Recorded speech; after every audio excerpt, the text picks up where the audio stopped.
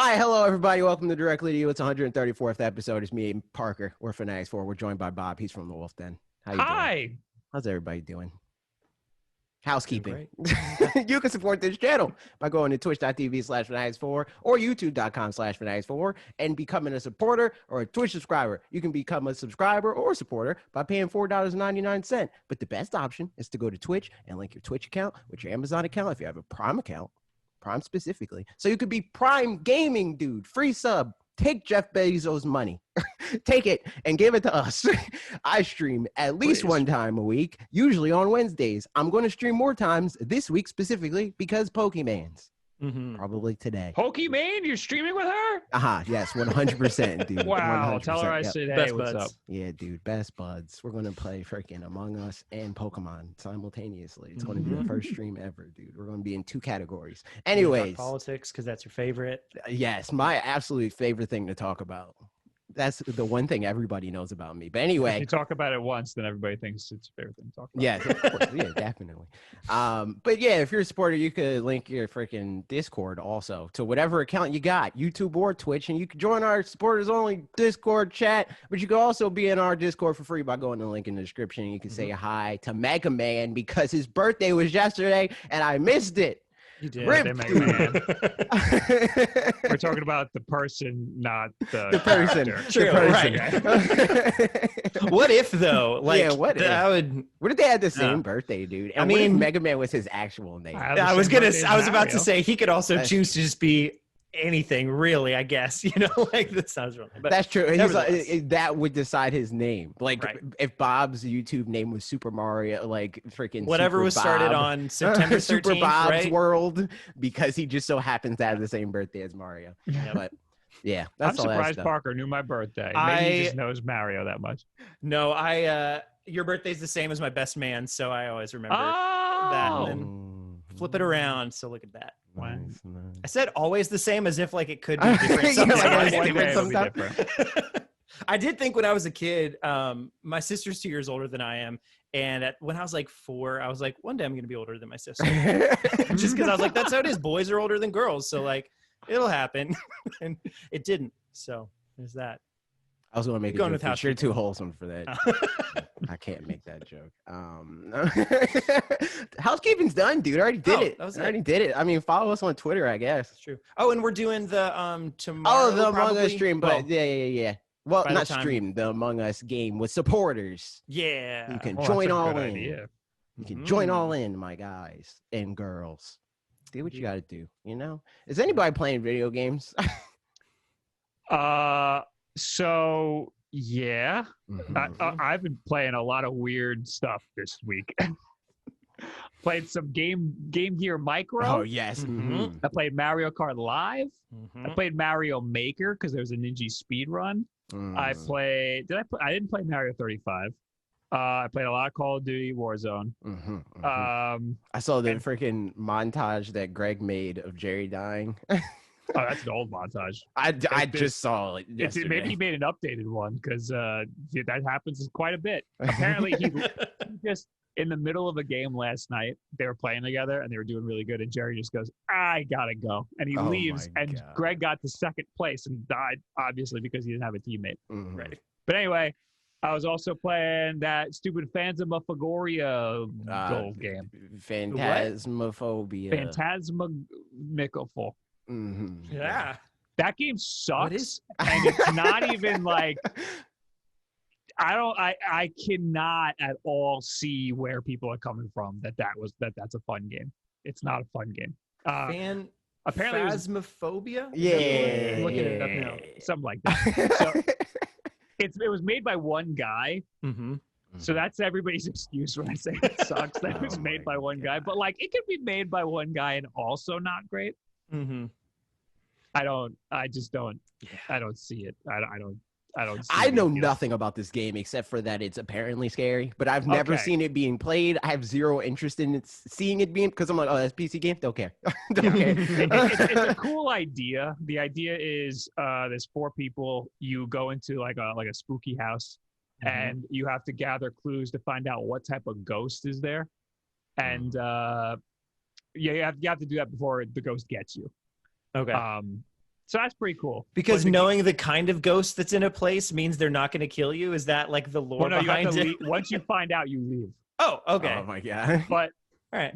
But it's broken to all hell. There's a lot of weird, UI problems. You know how I love that. The game also requires voice chat, so you can talk to the ghosts and stuff. However, there's all these little bugs. Like if you have Discord open, it won't work. If you have OBS open, it might not work. You have to have. I did everything right, and the freaking game still didn't recognize my. Wait, mic. how are people playing this game together then if you can't have Discord open? There's in-game chat. There's like radio and stuff, so people use that. However, everybody else was able to have Discord open. Right. And no matter what I did, I couldn't do it. It just wouldn't work for me. So I was the only one speaking through Discord. They're all speaking to me through their radios. But anyway, the game sucks. You figure out what ghost it is, and then the game ends, and it doesn't even like act like you won or anything. It goes, here's $20 for guessing the ghost, and then you use that to buy equipment and stuff. It's like, I just went through all that. One of my friends died for $20.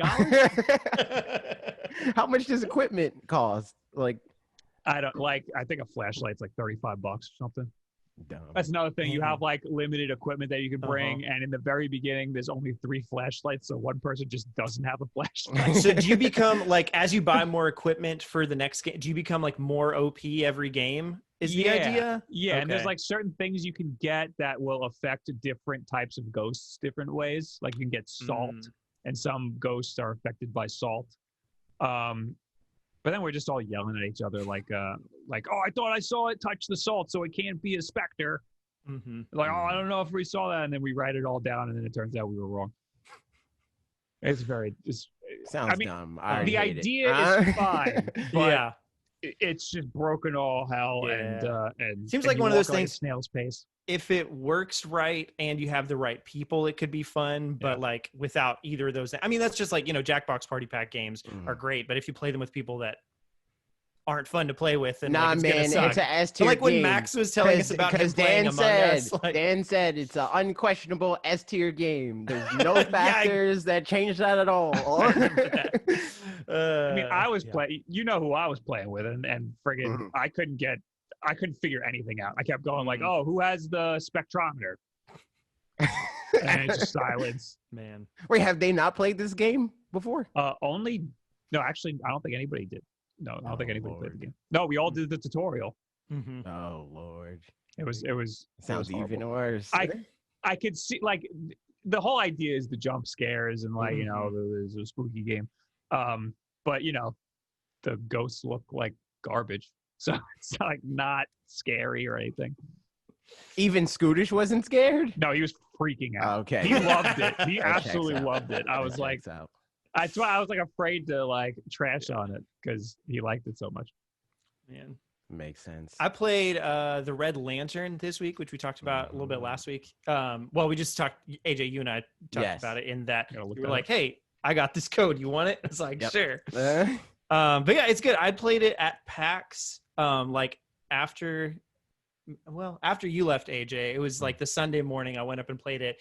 And I remembered it from Indie World or the Nindies Direct at some point or whatever. And it's the one where you're like on the Iditarod, or actually you're not on the Iditarod, but it's the same idea. You're dog sledding and trying to get from one spot to another. And going into that, I had a not like super right idea about what it was, because I didn't realize that you don't really drive the dog sled cart or whatever. You just decide like at some point the dog. You can pet the dog. That was bonus points. Yeah.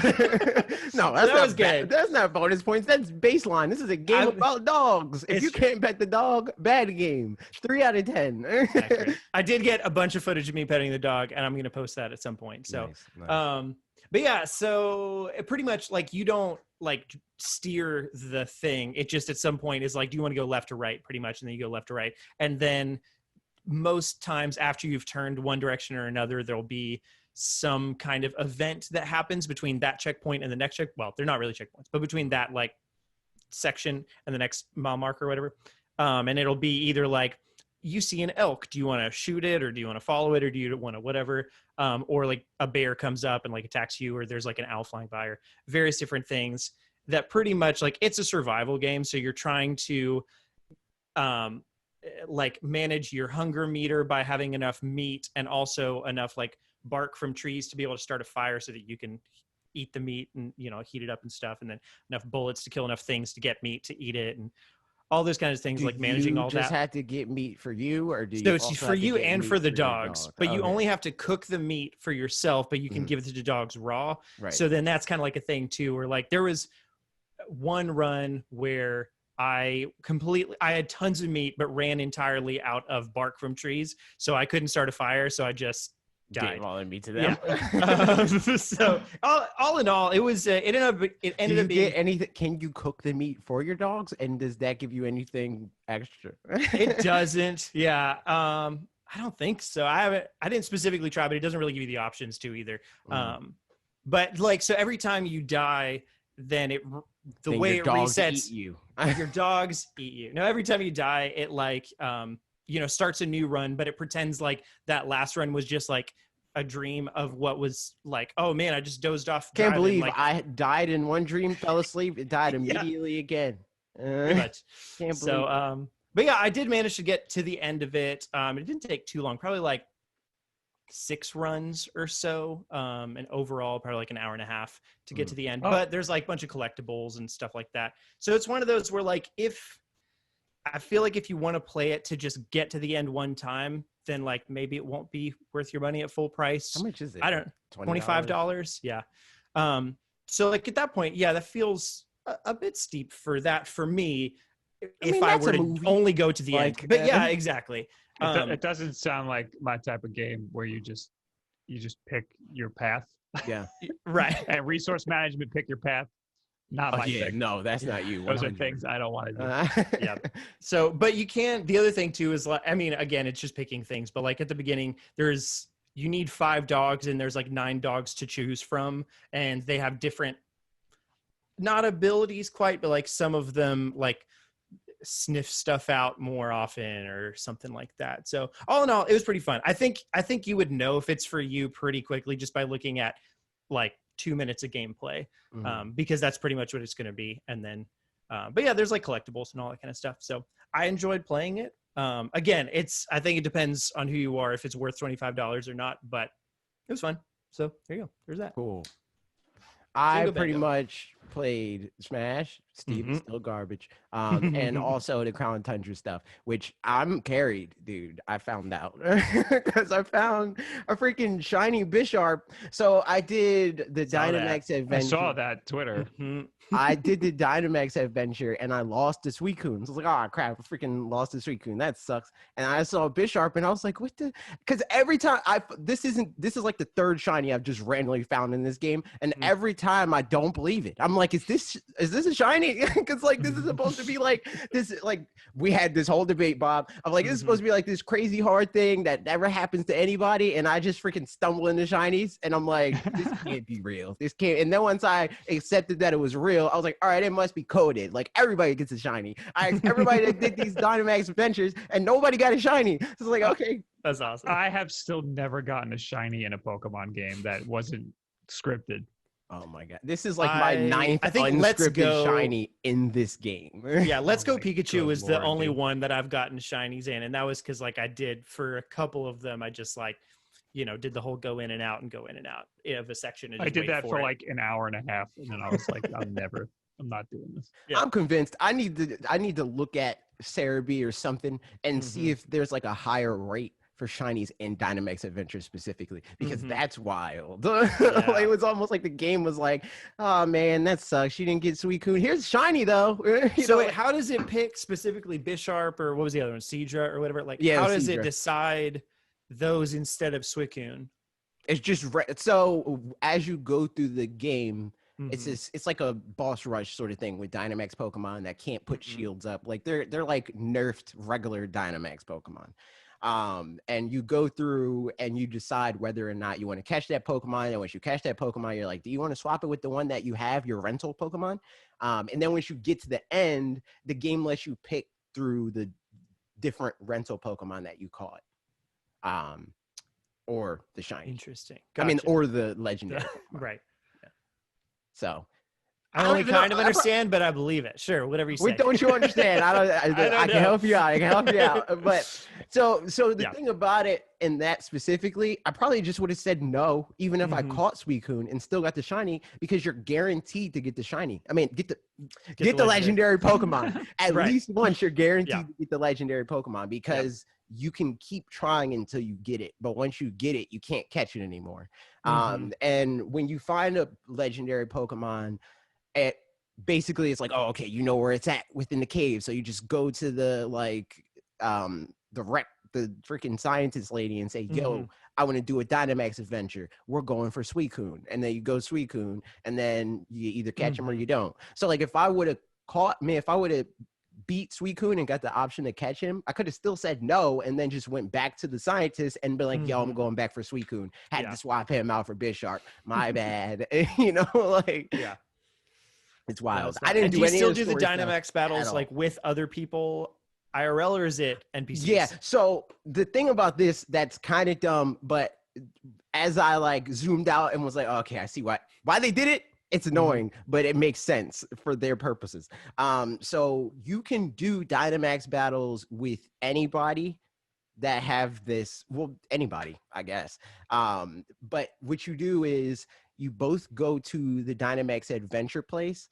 You set a code, or you pick the same legendary Pokemon and just hope that you randomly matchmake together. But it's matchmaking. It's like, I was playing with Ian yesterday, and what we had to do was like, say we both wanted the Suicune. We both went to the scientist and said, Suicune, then set the same code, like you're matchmaking for a trade or a battle, and then that's how you link up. And that's how they also make sure you can't like double dip on a Pokemon, because if you already caught it, you already caught it. So like, if you're like, I want another Suicune, you didn't catch Suicune yet, you just pick Suicune, they're like, nah, fam, you already got it. You can't matchmake with this dude.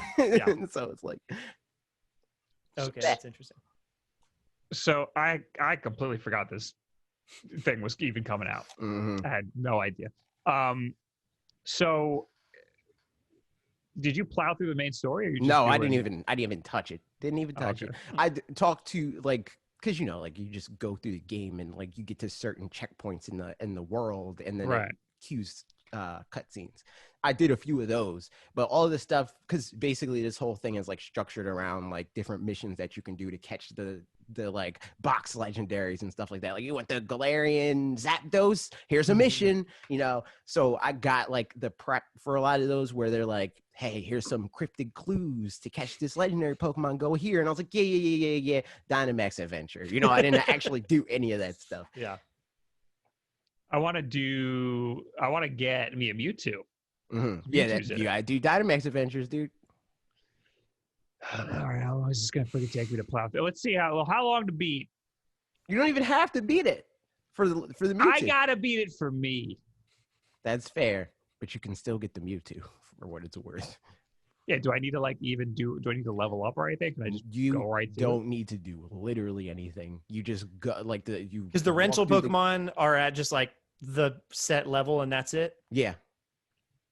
Yep. 3.5 hours, you could do it in one stream. Yeah, probably. That's probably what's gonna happen to me. I'm probably just gonna friggin'. It's probably not gonna take you 3.5 hours, though. We both know. That's true. It's probably going to be like a stream per like big legendary. Like, it's like, all right, this is the Calyrex stream. Like, that's probably what it's going to net out to be, especially if you do like raid battles in between that and stuff like that. But so far, you liking it? Yeah, I like it. It's like I think I probably would have liked it less if it was more of like what Bob thinks it was, where it's like, all right, you got to get through this so the game story can explain Dynamax adventures to you. Yeah. It's like, I would have hated that. But the game's just like, here's another thing you can do. You know, like, the whole thing is structured around legendaries, but if you want to, you can just be like, I don't care about the ones that are like the store. Oh yeah, another dumb thing is there's the Reggies. You can only pick one of the 2 new Reggies. That's annoying. The electric one. Mean? So you know how they have the electric Reggie, and then they have the dragon Reggie. You can only pick one of those. Oh, and then you'd have to trade with somebody else for the other one? Yep. That's lame. If you can trade for it anyway, might as well. And it's not even locked specifically to your version of the game. You kind of can't because like how many people are really going to give you it? You know, like can you like, not breed Reggies at all? No, they're legendaries. Oh yeah, I don't know, man. Rip, dude. Right. That's lame. Right.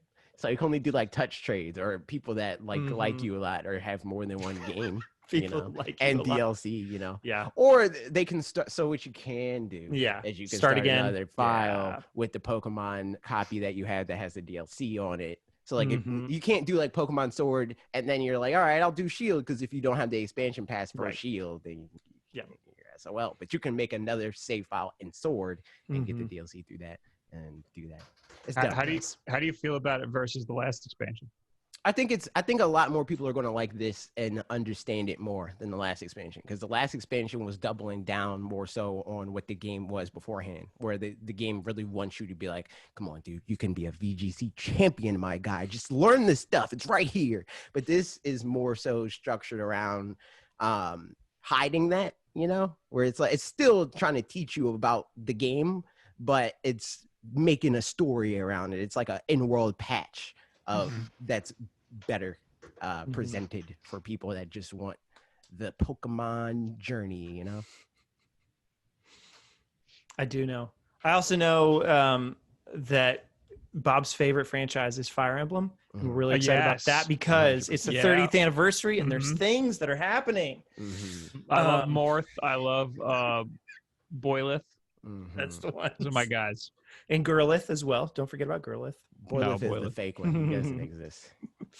Okay, yeah. So we're getting into the news. And so this is the first thing. It's the 30th anniversary, I guess, of Fire Emblem. And so with that, they're localizing the first Fire Emblem game, which I forgot its name, but I'm pulling it up. Sacred Sword or something. Dragon something. Shadow's Dragon Shadow Dragon and the Blade of Light. There it is. So yeah, they're bringing that game over, stuff. And that'll be interesting. We'll talk about that. But then the second part of it is just the whole thing where once again it's got like limited. The physical limited edition. Well, yes. Thing? So the physical limited edition thing, and then but even the digital version is done as of March 2021. Gotcha. So then. All of this sets some interesting precedent. Isn't this game like $6? Yeah, it's like $6. I don't care then. I care about the physical one. That sucks for people that want that. I mean, that already has, I feel like, limited supply anyway. Like they're only gonna make, like even for like the Xenoblade Chronicles 2. Yeah, like any limited edition, they're gonna do. They're only gonna make like 200 of them. This isn't like the Mario 3D All-Stars collection. Yeah, 3D All-Stars is like, that's wild that there's that's just a game collection. Yeah, right. This is like, this comes with all this other crap that is usually just for limited edition stuff. So that makes sense. I think it's really cool that they're selling it alone for $6 or I think it's I thought it was like a Switch Online thing when I first saw it. I thought so first. Yeah, that's what I thought too. So this is the first NES game. This is the first Nintendo published NES game that is going to be on its own. Yep. So, and I wonder honestly if the thing is that in March they're gonna take it off of the eShop for $6 and put it on SNES Online or NES Online. That would be so really. It would be weird. That would be in poor taste. Yeah, because I could the only way I could see them doing that and it being received well is if they did it in reverse. If they were like, "Here's this game that's localized. It's for Switch Online owners and only them," and then in March they're like, "Guess what? If you don't got Switch Online, buy the game." I can see them doing that. But the other way around, I think, would get them in some controversy. Yeah, it is $5.99 by the way. Okay, yeah. So $599 does feel like a little bit steep. No, I do wonder, like with this and Mario ending at the end of March, like, is there just something happening at the end of March? Like other than March, they're shutting so it down. Seems like there's two different ways that I see that this is like either they were like, oh, it worked really well for Mario. Let's just do the same thing again for this and like just have it be a limited release so people buy it or whatever. Or there's like something weird going on starting in April next year. I think the timing is way too like close for that, for them to like take in learn from it and be like, you know what? that Fire Emblem thing we were planning, let's do this instead. You know, they probably thought about that at the same time. There was a limited edition guy. He's like really excited about limited edition stuff. He's pitching it. He's like, you know what? We could do Mario limited edition. We could do Fire Emblem limited edition. Earthbound, we're going to do that limited edition, except we're only going to give people 4 minutes because there's not 4 mother games. You know, like there's just one dude that's really excited about the concept of limited releases. Yeah.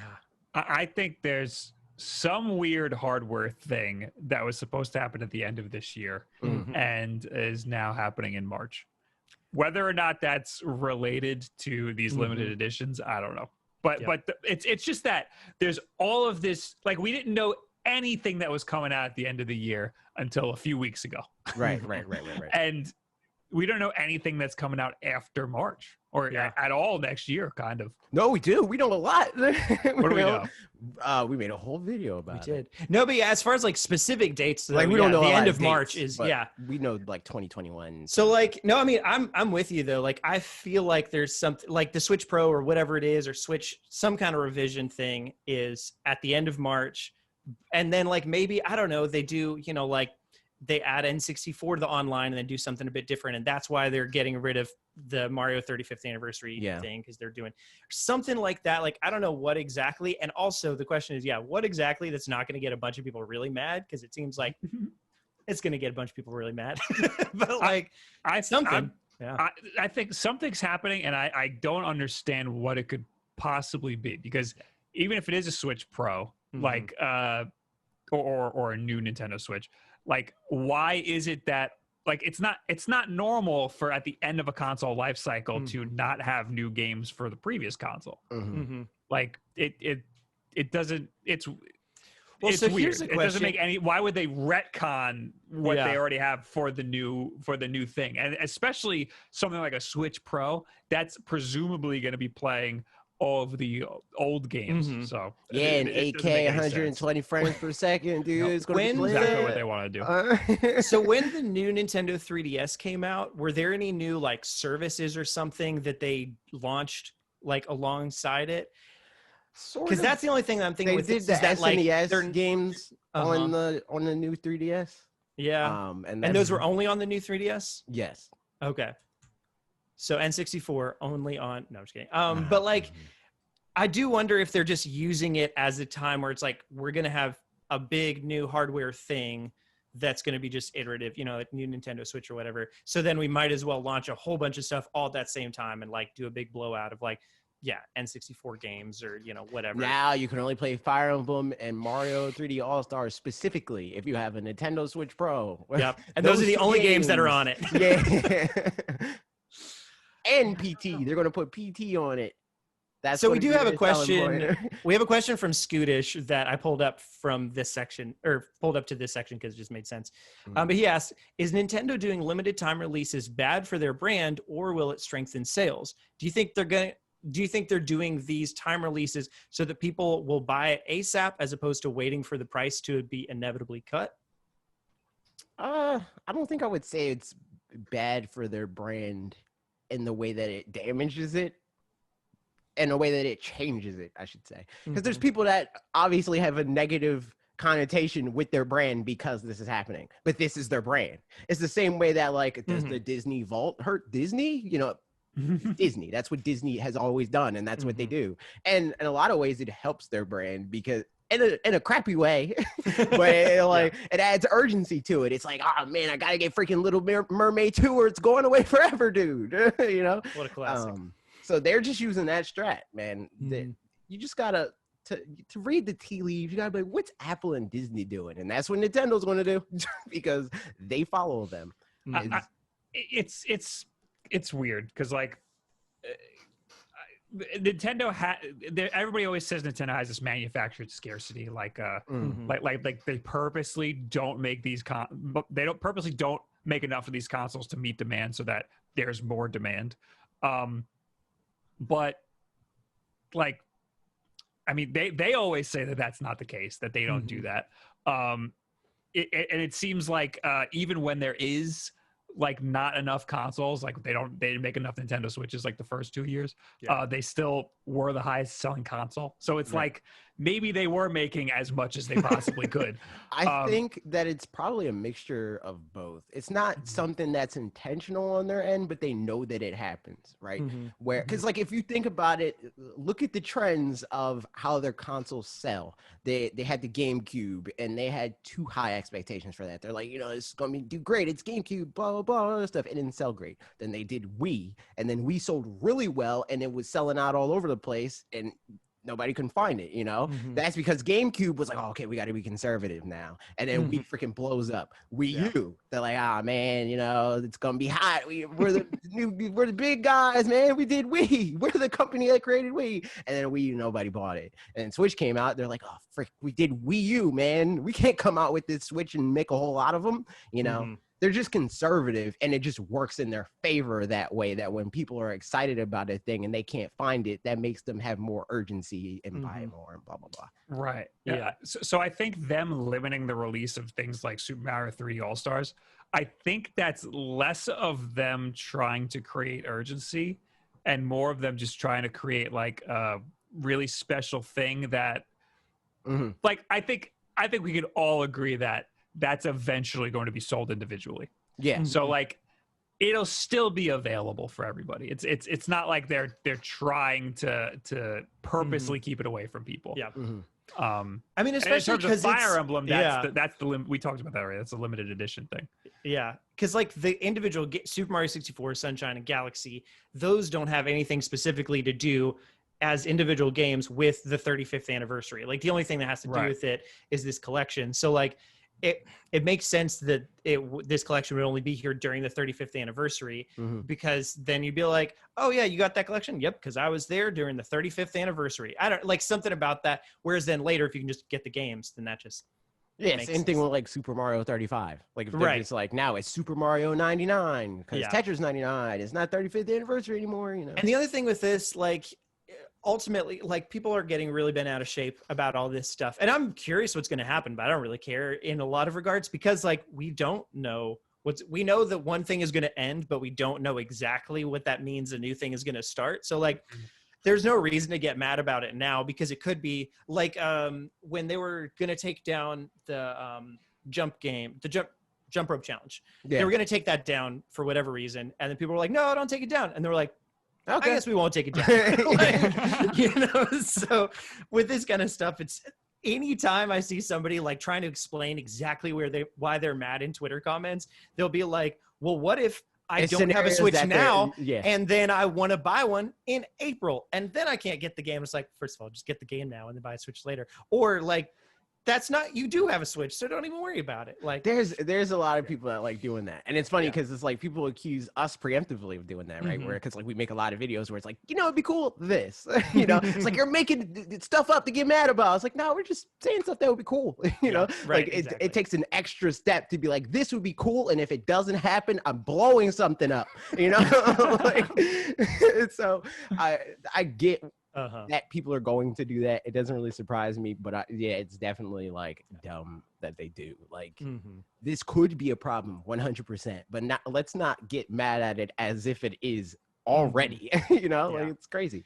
And I think the thing too is like with the Fire Emblem thing, just to close this topic out, the again, the only reason they're doing this is because it's an anniversary thing. Like it's not like they are just doing this with every game now or anything like that, because that would be dumb. And like, who's to say what exactly they're going to do with it afterwards? Because I don't know. But again, like Bob said, like I don't think there's any reason that this game's not going to exist somewhere in some form and fashion, afterwards. But I don't know. We'll just find out how. The thing that's interesting too, like people are pointing out, there's like that this isn't a very big, deal or whatever for the Fire Emblem 30th anniversary, but like this next year, you made a video, AJ, earlier this year that was like all the other anniversaries they should celebrate. And like if Nintendo made a huge deal about every single franchise, then like by the time the Zelda's 35th, if they do that comes around, then like just anniversary things in general would be the only thing that Nintendo has way too many franchises all that. They could literally just every single year be like, it's freaking, you know, Miyamoto's Nintendo's anniversary. You know, they could just make anniversaries for everything every year, all the time. But they just pick and choose, like, what are the ones that will get people the most excited? And then we'll see what we can do for the other ones in a like sliding scale. And honestly, I didn't think they were going to do anything for Fire Emblem. It's funny because it's like a lot of the ones that I named, they did something for. Like Game & Watch even. They did the Mario Game & Watch. I was like, oh, shoot, okay, I guess got to check that one off the list of the ones that they're not going to do. It's wild. So, yeah, but they're, you know, they might drop some anniversaries here and there, but definitely what they're going to do is drop the Switch, the original Switch, 100%. In favor of the Nintendo Switch Lite, for sure. Yeah. No, so this is an article. I was going to segue into that by saying, because you guys were like, oh, it's fun to like speculate and see what they're going to do. I was going to be like, oh, and it's fun to just shoot the stuff with your friends, and then eventually the whole Twitter makes fun of you. Yeah. So long story short for this, Michael Pachter, who we all know as having just bad takes, said that Nintendo should drop the OG Switch and only have the Switch Lite. Probably he's saying it for attention because that seems to be what a lot of analysts do, but like, whatever, let's talk about it. Here's attention. So here's what always pisses me off whenever I read an article like this is because what makes a games analyst? Exactly. They do what we do around. Yes. They do what we do. Yes. So like just because a games analyst says like last week, a games analyst said that Mario 35 was going to be sold individually. Oh, who'd have thunk it? Who is saying that? Whoever said that in a podcast, you know, like why is that worthy of writing articles about? So now a games analyst says this dumb nonsense and this is worthy of writing an article about. So why are we still taking their word for that? He is known for saying wild, dumb stuff specifically about Nintendo. I want to know other things he said because I have read his name before in one of these stupid articles. Okay, hang on. Let me find. I want a hot list of some good hits from Michael Pachter. The one thing that I remember, he said something about like max Switch year one was going to sell 8 million units or something like that. I remember that number specifically, him floating. Oh, cool, dude. Here, you guys talk about stuff because I'm going to look up whatever I can. I don't want to like clown on him because like at first I was like, you know what? He's probably just like speculating with his friends, like trying to figure out what he wants. Because like, it's totally normal like conversation to be like, oh, most of the people I know don't either play it docked or handheld. So having it do both is kind of stupid. Right. They should just make one or the other. That I could totally see any of our friends having that conversation. Right. But this was in an interview with Game Rant. Yeah. And it's also his job to basically, so he's supposed to, assuming he's good at his job, read the tea leaves, look at what people actually do, you know, do surveys, you know, like that sort of situation, and say, I have tangible data that says literally nobody has ever taken their Switch out of their dock, not a single person, or vice versa, you know, like that.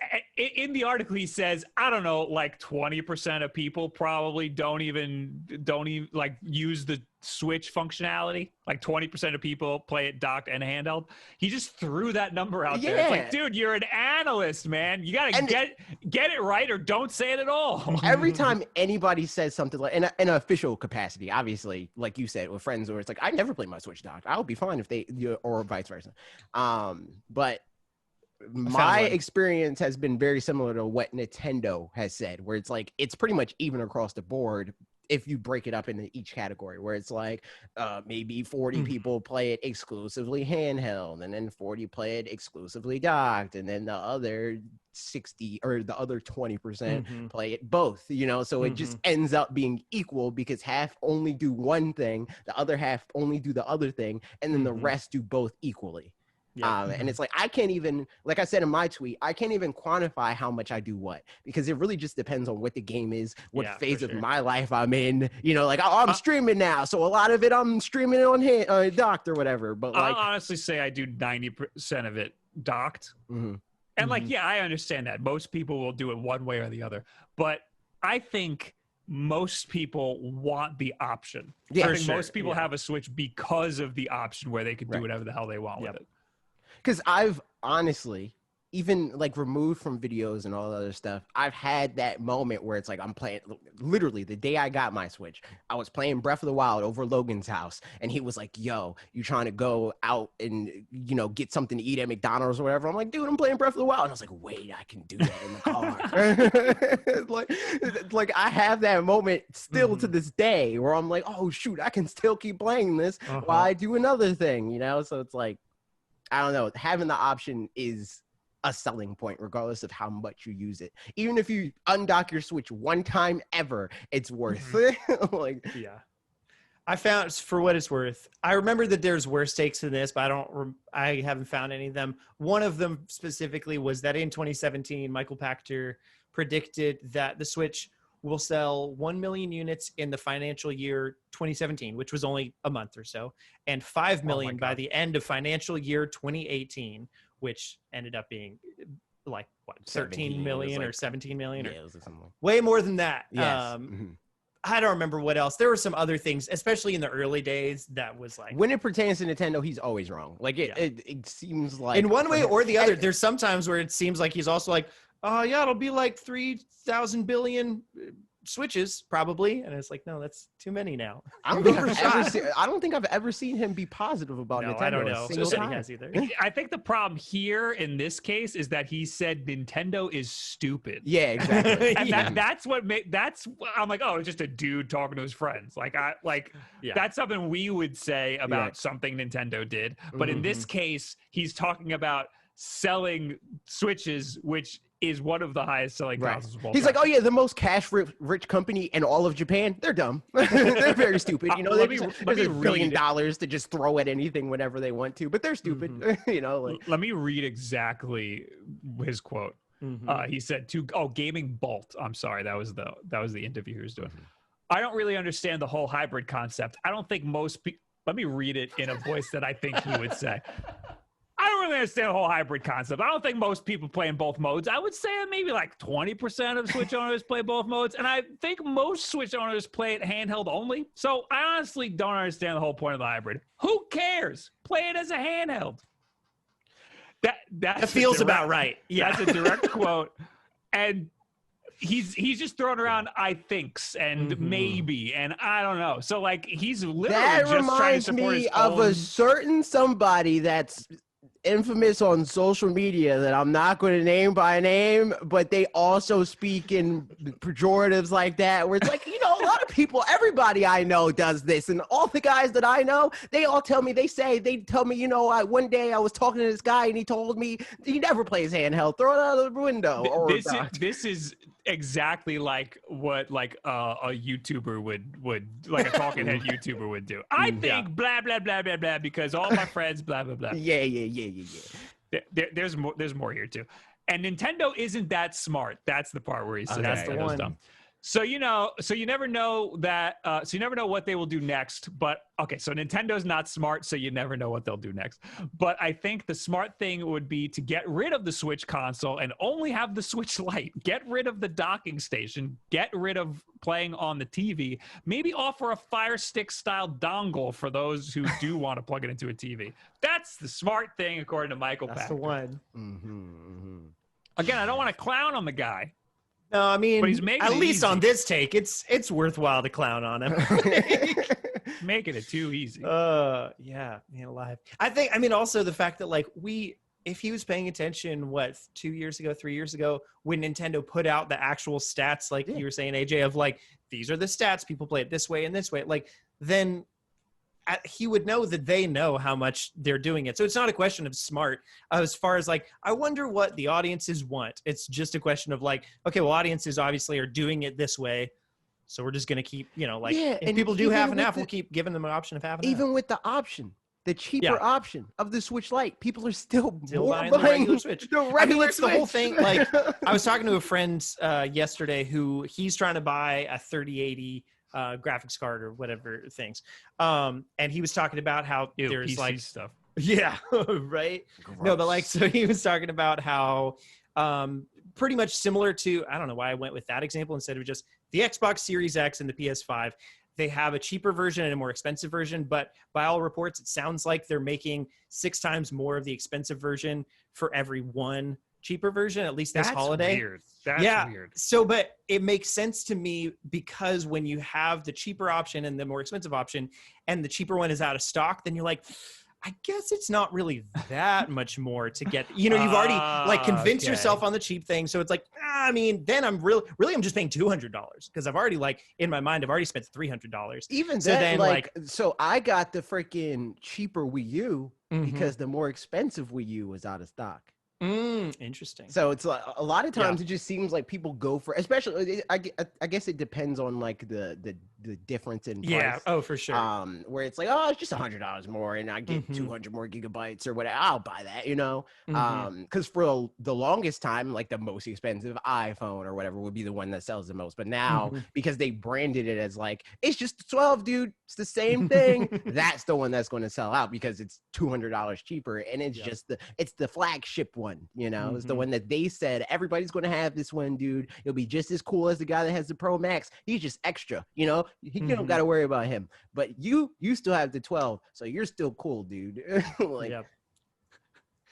Yeah, man, I don't know. I think the big thing for me too is like I'm pretty sure at some point, maybe it's even like right at the end of the life cycle or something, that they'll also put out like probably a stronger Switch Pro or something like that, or like new Nintendo Switch, and then also some kind of like Switch Home, a docked only thing. Like I feel like they're just going to try to have something for all of it. Maybe they don't make a ton of stock of whichever one doesn't sell super well, but like they're just going to do all of them. And like as long as people keep buying the one, then that'll be a thing. But I mean, like if you don't want to buy a Switch, you might also not want to buy games if you're a streamer or something. You watch streamers because streamers make you not want to buy games. That's so true. Parker, I can hear your gears turning when you're segue. It's intentional because I know it's not very good, so I lean into it. It's like how I dance. It's the same thing. I prepare myself for it. I clench up like, here it comes. We're getting the segue. What could it be?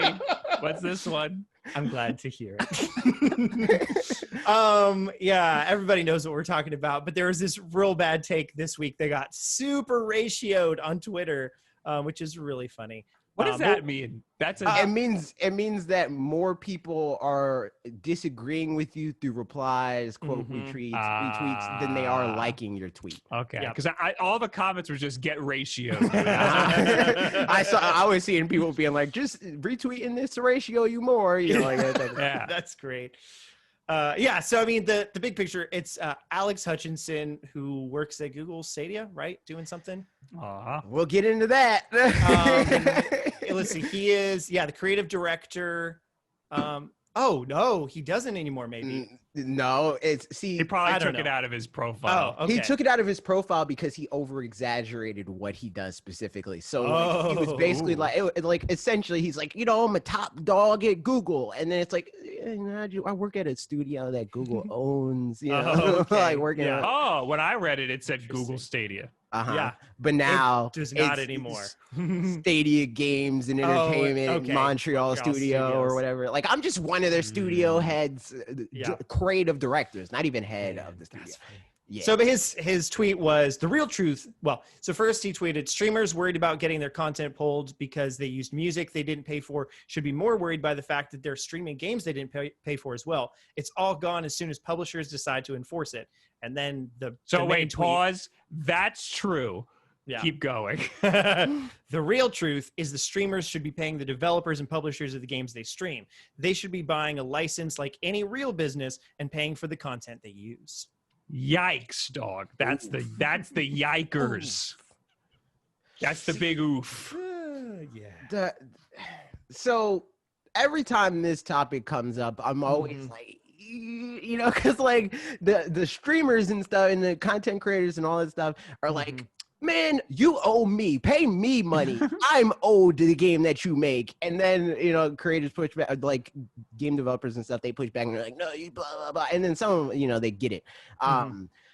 it's symbiotic. Everybody is helping everybody. Nobody owes anybody anything, you know, but there are situations where it's unquestionable that one side is providing much more value than the other side. There are definitely creators that if freaking, like, you know, a lot of Nintendo creators that if Nintendo was just like, I don't think I want you to talk about my games anymore, their channel would die, you know, and Nintendo wouldn't lose any money.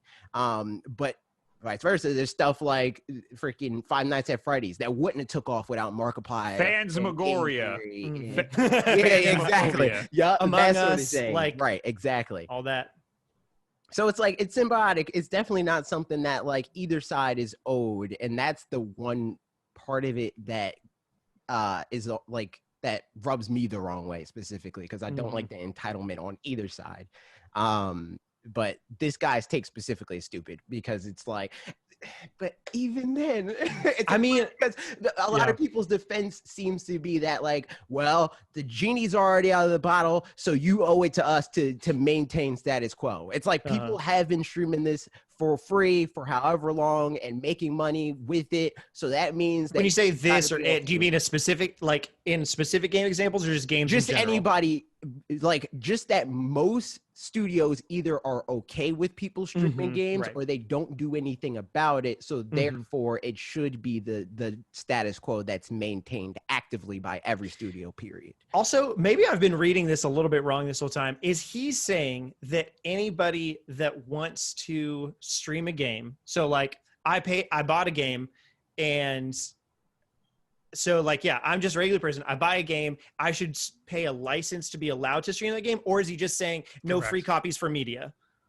No, he's basically saying you're going to make money off of this game or have the potential to make money off of this game by streaming or making content around it, pay a license. He's talking about copyright law. Yeah, right. That's what he's talking about. Like how if you just take a song and put it in a video, you're breaking copyright. Yep. Same thing with video games. If you put a video game in a video or if you live stream a video game, you're using somebody else's copyright that you don't have a license to put it out there in front of many more eyeballs. You only have a license to put it in front of your own eyeballs. Right. You're breaking copyright law, which is actually true. Yes. However, every publisher in the world has decided to keep their mouth shut about it because it's great for their business. Right.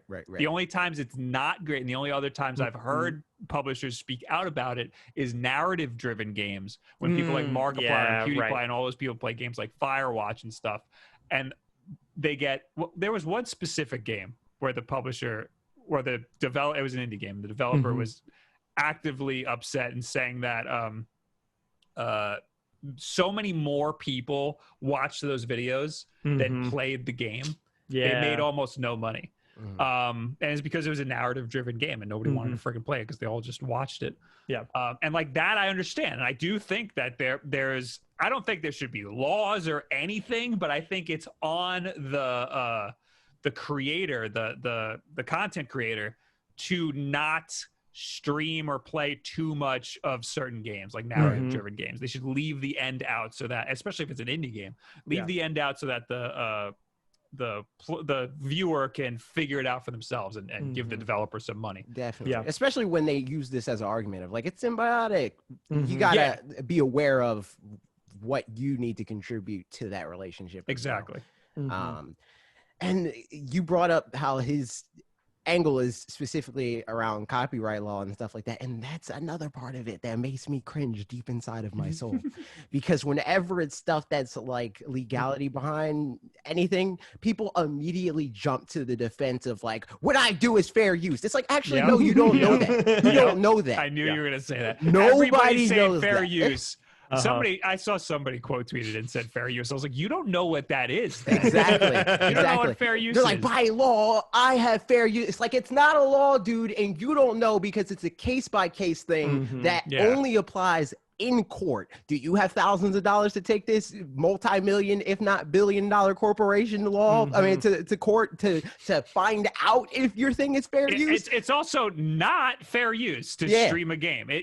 It's. I mean, it can be. It can be depending on what the stream is and how much you're offering to the thing and stuff like. If it's transformative, but again, exactly. There's a sliding scale there. That's what I'm saying. Can you transform a game? Yeah, it's very difficult to transform a live stream.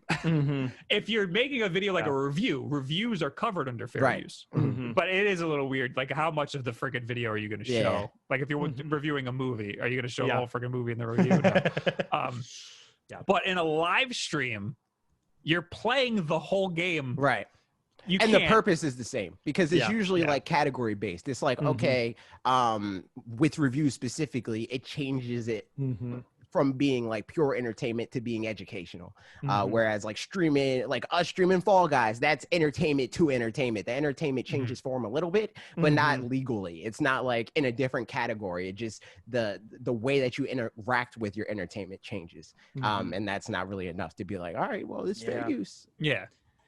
Yeah. Okay. So, man, all things considered, like when it comes down to it, mostly he's not wrong. He's just wrong. You know, in two different ways. His problem is that he took a stance. Yes, he said exactly. These creators should be paying a license, and that's where he got all of the crap from everybody in the world. Exactly. He should have said. He should have just left it at the first tweet. Everybody should be careful because eventually the publishers can rip the rug out from under you, like Nintendo tried to. Yeah. Because I mean, that was the whole thing. Like Nintendo was real bad about that for a while, right? When I mean, recently Marvelous was bad with like Daemon X Machina or whatever, and that was like they were technically doing something that's legal, but it was annoying.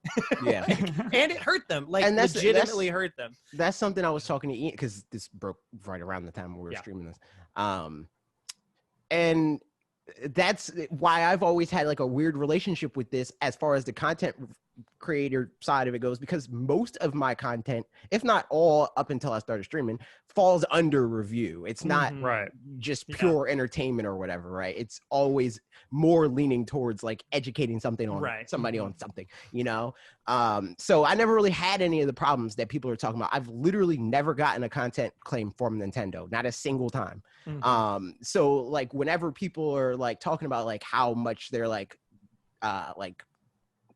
clamping down on YouTubers and stuff like that, it's like, not really. And he even specifically says streamers. So he didn't even say like content creators in this first initial tweet, or even in the next one. He said streamers both times. So it's like, I mean, he's not wrong. So the only thing he's wrong about is his own personal stance on the situation. So I only ever got a copyright claim from Nintendo on my actual videos 1 or 2 times. And they were, I think, both Mario Maker. Interesting. On live streams, almost every all the time. Nintendo game, it was freaking copyrighted. But a lot of other companies do it too. Like if you watch trailers for like Capcom games, oh my goodness, Ubisoft does it a lot. So like people were tweeting at me that like Capcom's been cool with. They were saying Nintendo's a really Japanese company, that's why they do it. But like then there's companies like Capcom and blah blah. And it's like no, they do it too.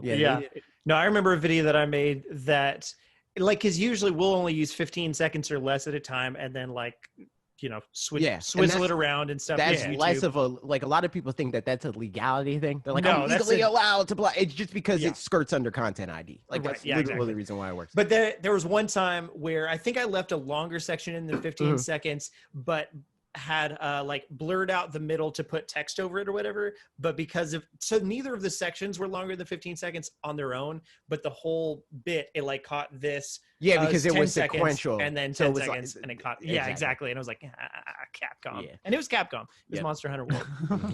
So there's that.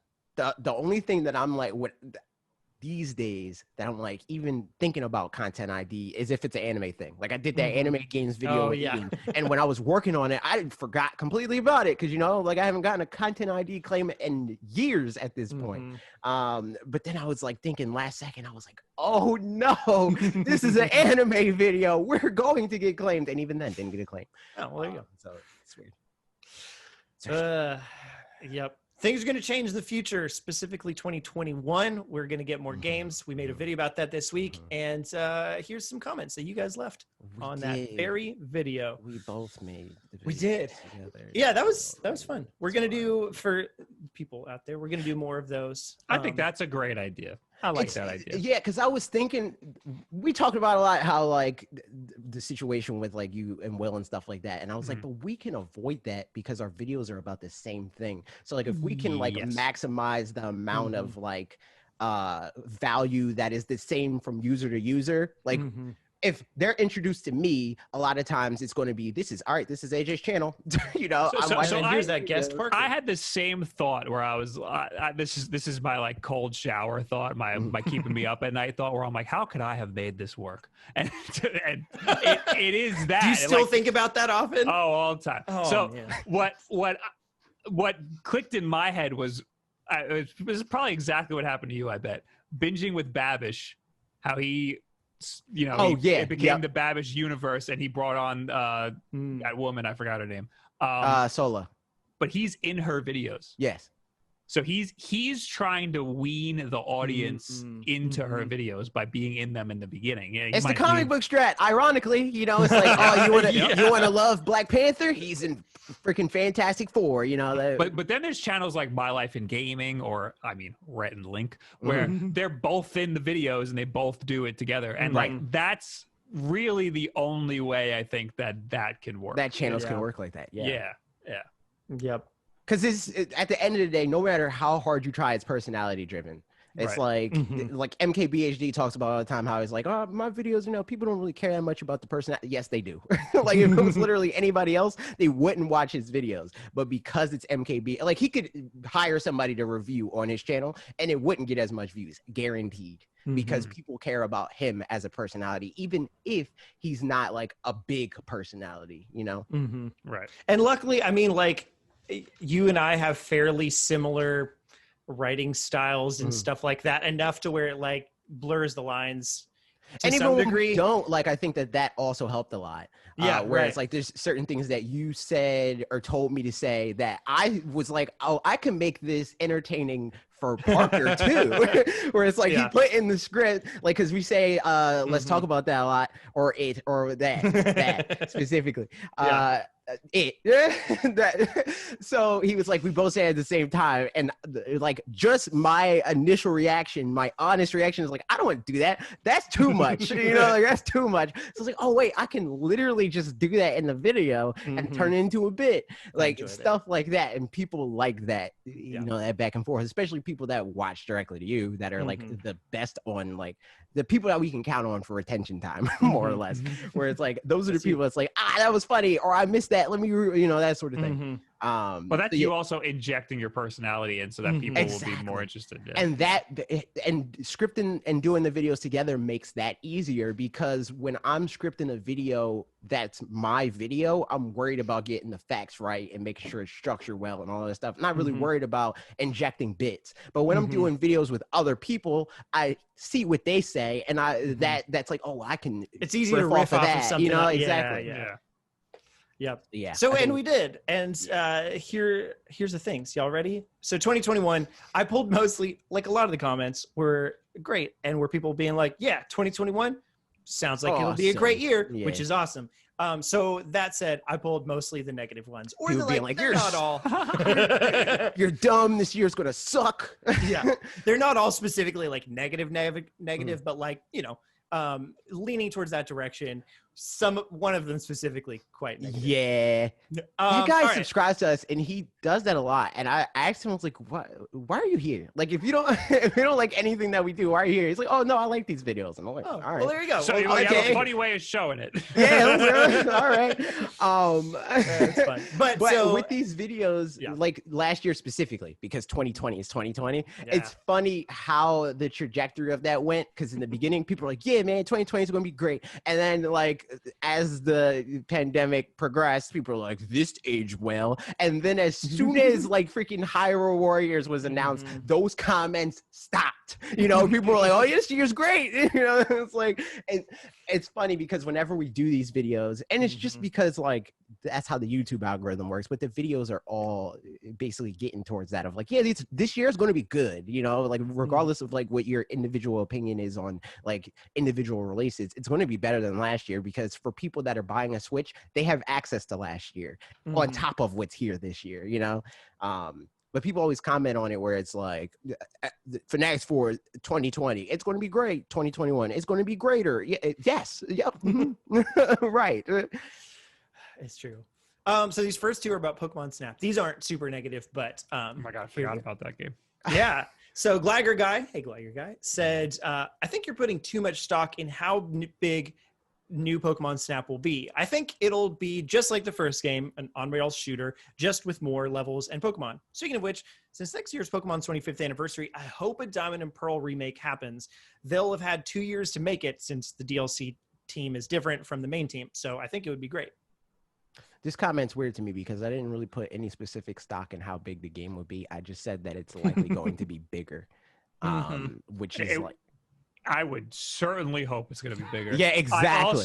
I also don't think it's going to be that big. I don't think it's going to be that big. Marginally bigger than the so last what game, I think everyone's going to be disappointed. I can see it being like 10 hours on the, like, I think it's at least going to be around 10 hours playing it through normally. I think best case scenario is a little bit longer than that. So, but that's the thing with this kind of game that's like tricky to gauge. And like, I mean, honestly, like I said with Red Lantern before, is like, and the next, okay, well, let me go ahead and read the next comment because it has to do with this too. Wyatt Merrill, who comments a lot and is great, says, my personal philosophy is that I need to play a $60 game for at least 15 hours to make it worth it for me. I'm worried that new Pokemon Snap won't be that long, which that's a perfectly reasonable personal philosophy. Because I mean, everybody feels differently about like how that works, but I'm down with that. So I watched, I think in like Game Maker's Toolkit video or something like that recently that talked about like, actually, I think it was the one maybe I sent to you, AJ, where I was like, this applies for some. Oh, I still got to watch that. Other things. Send it to me again. I will. One of the things that like I realized through that was he was talking about like making your own fun or like challenges in games and stuff where if the game sets like markers for you, then you're less likely to make your own fun out of it or whatever, because it has, the topic of the video, I remember the wording now, is like how rewards can backfire or something like that. So if the game sets specific rewards, then you might just try to go for those specific rewards as opposed to enjoying the thing as a whole. So like Breath of the Wild, maybe you never did 1,000 things in that game, but you're like, I beat the 4 Divine Beasts, I beat Ganon, I beat the game. That's it. It wasn't all that long, I guess. Whereas like I really enjoyed it, so I just played a ton of it. But most of the time, I personally play the game that the other way, which is that like I'll just play the game and beat it and not do some of the extras or something. It really depends on what game it is. That's a really good point because everybody, I always talk about my biggest problem with Zelda games is that I need to figure out what to do and where to go, and I hate doing that. But Breath of the Wild, you just do whatever and it's all good and it all helps. Yeah. So that was, I guess, me thinking I'm creating my own fun. And in other Zelda games, when I have to go through checkpoints, I got to go through the. I gotta do exactly what the game wants me to do. You don't really get to make it fun. And that's exactly how I played through Breath of the Wild, where it was like I literally I turned the UI off. You know, I didn't look at the map. I just went in a direction. I'm like, that looks neat. And then sometimes a cutscene will come up, and freaking, you know, Daruk would be like, "Yo, man, do this," and I'm like, "All right, I guess I'll do that." And then another side quest pops up and somebody be like, "Yo, you want to do that?" I'm like, "Nah, I'm going to help this guy first. And then maybe I'll come back to you 40 hours later. "Oh yeah, you wanted me to do that side quest." You know, like. So I think for this, like, as far as the game being 15 hours or 10 hours or whatever, like, it's hard to say for this kind of game because I think it thrives on replayability and also lots of like secrets and stuff. At least, you know, the first game, like figuring out how to evolve Magikarp is like, on your own would have taken a long time to figure that out. So like there's a lot of depth there, even though if you're just going through and playing like I'm going to beat this level, then I'm going to beat this level, then I'm going to beat this level, it's probably going to be a pretty short game. And like I don't know if that, probably people will review it really weird ways because of that, where like for some people that'll be great, for other people that'll be awful. But I think in terms of it being a big game, again, lengthwise, probably not that big. Depth-wise, probably pretty deep with those kinds of things. But I think the biggest thing it'll have going for it will be its like cultural impact, where there will be so many like, oh, if you do this to a Pokemon, this will happen. And that's like crazy. Attention to detail stuff. And stuff so like the same way Animal Crossing was, where it's just like people are going to share this on Twitter all over the Breath place. of the Wild. Right, exactly. And I think that it's going like straight shot, even in that way, right? Of the people that just want to get to the objectives or whatever, right? I think it's still going to be longer for them, because the regular Pokemon Snap, it's like 5 hours or something like that if you just play through it normal. If you play through this normally, like I said, I think it's going to be like on the low end, like 8 hours. And I think that for a game like this, that's fine, because it wants you to play it multiple times, and there's branching paths and stuff like that. So the actual like normal completion of like, I'm going to just beat this game, not even like 100% it, but beat it in the sense that like, okay, you got the high score in this place, so that unlocks this place, you know, where you unlock everything, not get the best possible score and everything, but unlock all the stuff that the game wants you to unlock. That I think is going to hit that like 15 hours, if not more. So completionist for Pokemon Snap is 6 hours. So yeah, I do have to wonder at this point though, like, is that kind of, and I don't know, is that kind of like a more of a speedrun completion, like somebody who already knows where everything is? Yes, and it's like 1000%. Because like, you know, for me as a completionist, as like a 10-year-old when it came out or whatever, or 7-year-old or however old I was, definitely like it probably took, 30 hours or something like that, because I had to figure out all this stuff. But yeah, at these points, like if you're going off 2020 metrics, then it's like everybody already knows where stuff is. 6 hours is if you have a guide next to you. Oh, okay. Yeah, exactly. Yeah. That's interesting though. So it'll be interesting to see with this one, especially what people's time is and stuff. I don't know if it wasn't like the fact that it's Pokemon Snap is playing into it being a $60 game. But I think that if whatever other game, if this was a third-party random game and it still had the same amount of polish and stuff like that, I think it would at least be 40 with how long I think the length is going to be. So with all of that in mind, as somebody that does understand the value of IP and the fact that I wouldn't care about this game if it wasn't Pokemon, I think that it will be $60. I mean, worth that $60. Yeah. And the Diamond and Pearl thing, I personally could see, especially if new Pokemon Snap was pushed out of this year and into early next year or something, or if it just is early next year regardless, I could still see Diamond and Pearl remakes happening next year. And if so, that would be cool. I hope so. Yep. But at the same time, like I said in the video, I hope that it's remakes. I hope they lean towards doing, I mean, not remakes, DLC. I hope they lean more towards doing the DLC and then dedicate the bulk of their man hours to making a new next DLC for what? For Sword and Shield. You think a Diamond and Pearl would be a DLC for Sword and Shield? Yeah, it can add a region. I think that it would probably be more intense DLC than what we're getting. But I think that if they did DLC, or even like a smaller, like Lost Legacy sort of situation, rather than doing like, this is Pokemon Sword again. Or even if they did a regular remake in the way that they usually do, it's still kind of DLC in that way, because they still use the same engine and then just build out the new region within that engine, rather than starting from scratch of like, this is what the Pokemon models are going to look like, this is the art style, but they don't have to make those decisions again. They just make the bare minimum decisions of like, okay, we got to make freaking Sinnoh, like that sort of thing. I do think whenever we get Diamond and Pearl remakes, I mean, like you said, they'll be in the engine of Sword and Shield, but also I do suspect that they'll make it fully like 3D everywhere. I mean, like Crown Tundra and the Isle of Armor is and stuff, which honestly, that'll be like a huge selling point to me of like the full game has, I don't know why it matters. Like, I can already I don't know why I care so much. I can but already see them doing that. And like at the end of the day, it's going to be less intensive than them making a full new game from scratch. And they're going to learn things from that, because there's a lot of times when like little quirky features of like, you can see seeing Pokemon in the overworld. The seeds of that was planted in Alpha Sapphire and Omega Ruby, because you can see like Pikachu's tail peeking out of the grass. It's like, oh, that's Pikachu. That's a special Pikachu. I gotta go over there. That sort of thing. They incorporate ideas from other games later, but it's like in this TikTok way, because it's like not TikTok the platform, but TikTok in the way that like processor companies, really ahead of their time. Develop their hardware. But like it's weird because they split up teams and it's almost like they don't talk to each other until after that other team played the other team's game from last year or whatever, right? I just hope that they integrate more and they're like, okay, this is what we're doing. So implement that in your next thing also, and then do whatever other new thing and then tell us, and then, and then it snowballs. At bare minimum, because I'm more worried about Gen 9 than I care about the remake. I think the remake's going to be the remake, Yeah. I think Pokemon Company likes to squeeze $60 out as much as they can. I think they're I think looking by what everybody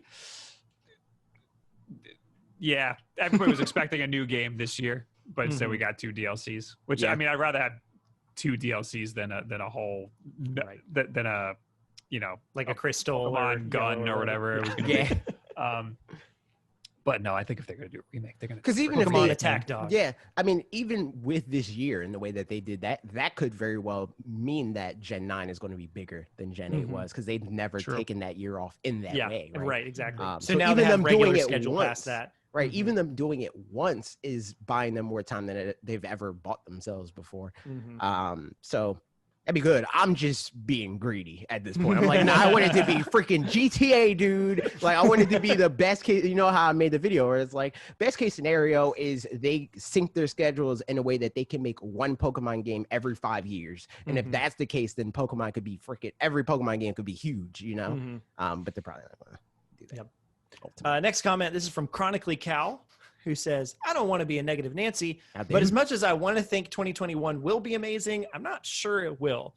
COVID isn't just going to flirp off on New Year's. In fact, it's expected to peak in 2021 here in Canada. And I have to wonder if delays for games scheduled for 2020 means further delays for games slated for 2021. I hope I'm wrong, but I worry that people in general, not you guys specifically, are building up a ton of hype that might result in more disappointment. I appreciated the way he worded this comment because other people would have been like, you guys are making me too excited. And that's, evil. And that's bad for my blood pressure. But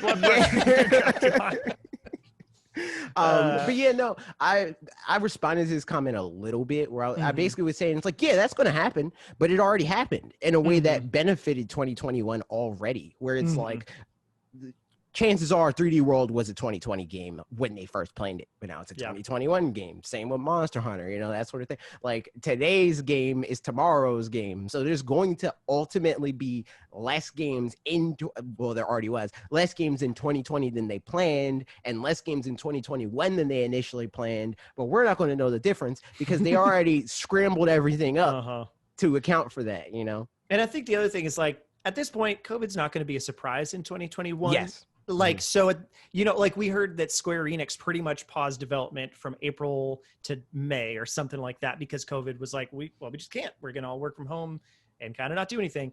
But at this point, like, everybody knows what it's going to be like. So it's set up. So it's going to work pretty smoothly. And obviously you can't do as much as you could otherwise, I'm sure. But there's some places that are probably pretty much back up to normal. Not the States. Some places are, but they shouldn't be. But that's besides the point.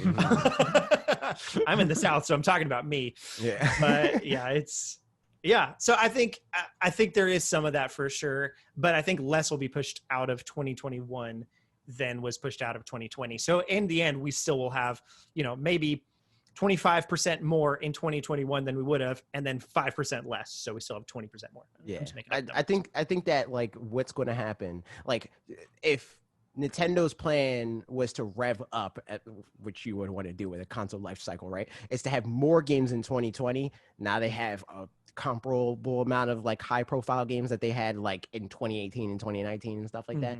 I think 2021 is going to end up being, like, comparable to the years prior instead of being bigger than those years, like they probably would have planned for it to. And that's not really going to make a difference for most people that are reasonable. you know, but it will make a difference for Devil Luke says gaming news is extremely dead, almost like the Dark Ages, aka early 2000s. 2020 is basically the Wii days where it was extremely dry. Only Animal Crossing was the only new non-old game. 2021 can't just be crappy indie games. PS5 will have already been here. So Mario Kart 9, we can't live with F-year-old game. Prime 4 is canceled. Rather see it dead than have another Duke Nukem Forever. Damn, dude. That's some positivity right there. The hell, man? What happened to you this year? Yeah. I'm telling you, every time he commented stuff like this, but he was like, I like this channel. I was like, okay. You gotta see a therapist, all right. dude. If this is fun for you, then that's I awesome. didn't even know that was the guy. I didn't even know that was the negative guy. Yeah. Mm-hmm. Yes. Something's up, man. Are you okay at home? But yeah, it's always weird to me when people are like, it only had Animal Crossing. It only had the best-selling game of the year, full stop, that's just on one platform and took over the entire, like, zeitgeist and multiple, like, you know, verticals of entertainment. Like, everybody was talking about Animal Crossing for, like, 3 months. You know, like, that doesn't happen in video games. You know, it's always weird to me when stuff like that happens. With, like, Pokemon Go, right? Pokemon Go went from making freaking like $2 million a day to making like $3 million a month or whatever. Like Pokemon Go's dead. It's like, I wish I was dead if that's the case. Like, that's Kill wild. Me. Murder me. Like it's so crazy to me. Like this year, it's comparable to other years, like I was saying, but we just got everything in a weird place. We got our Smash Brothers or Breath of the Wild or whatever. It just happened in March. You know, like, and that's fine. Yeah. As Age far of as Calamity is going to be dope. So I don't know. Sure. I'm just excited about the story. Sure. As far as Duke Nukem Forever, that game was in development for like 2 times as long as Metroid will be 2 years from now. You know, like Metroid has not been in development for that long. Duke Nukem was never a timeless classic. Exactly. Yeah. So there's that. All right. Yeah. And then AJ, you and I made a video on Smash stuff. It's true.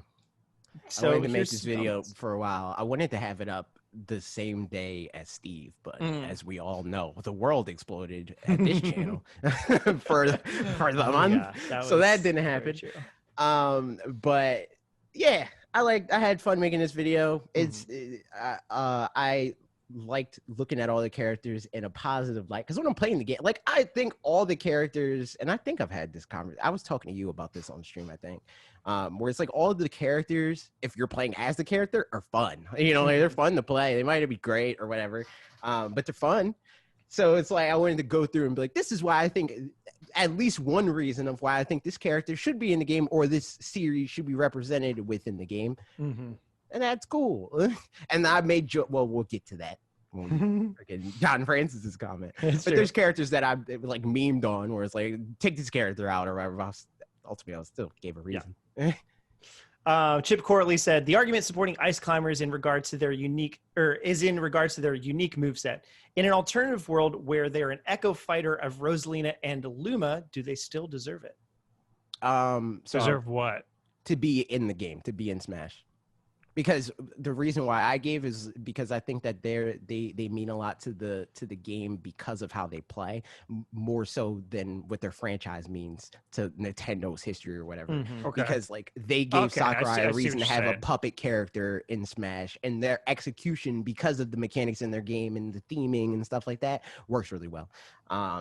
And I would say even with Rosalina and Luma, the execution is completely different. I think Ice Climbers do that theme better, and it feels less random. Like Rosalina and Luma almost feel like a Captain Falcon situation where they made that up, where it's like Rosalina's always with Luma, so let's make this moveset, you know, rather than it being a thing that feels like that's how the game should play in that game. I think what he's asking too is like, in a world where Ice Climbers don't have a unique moveset, but they're more similar to just Rosalina and Luma, do they have other redeeming qualities where they still deserve to be in besides just their moveset? It sounds like how he's saying it, because there's other characters that I said.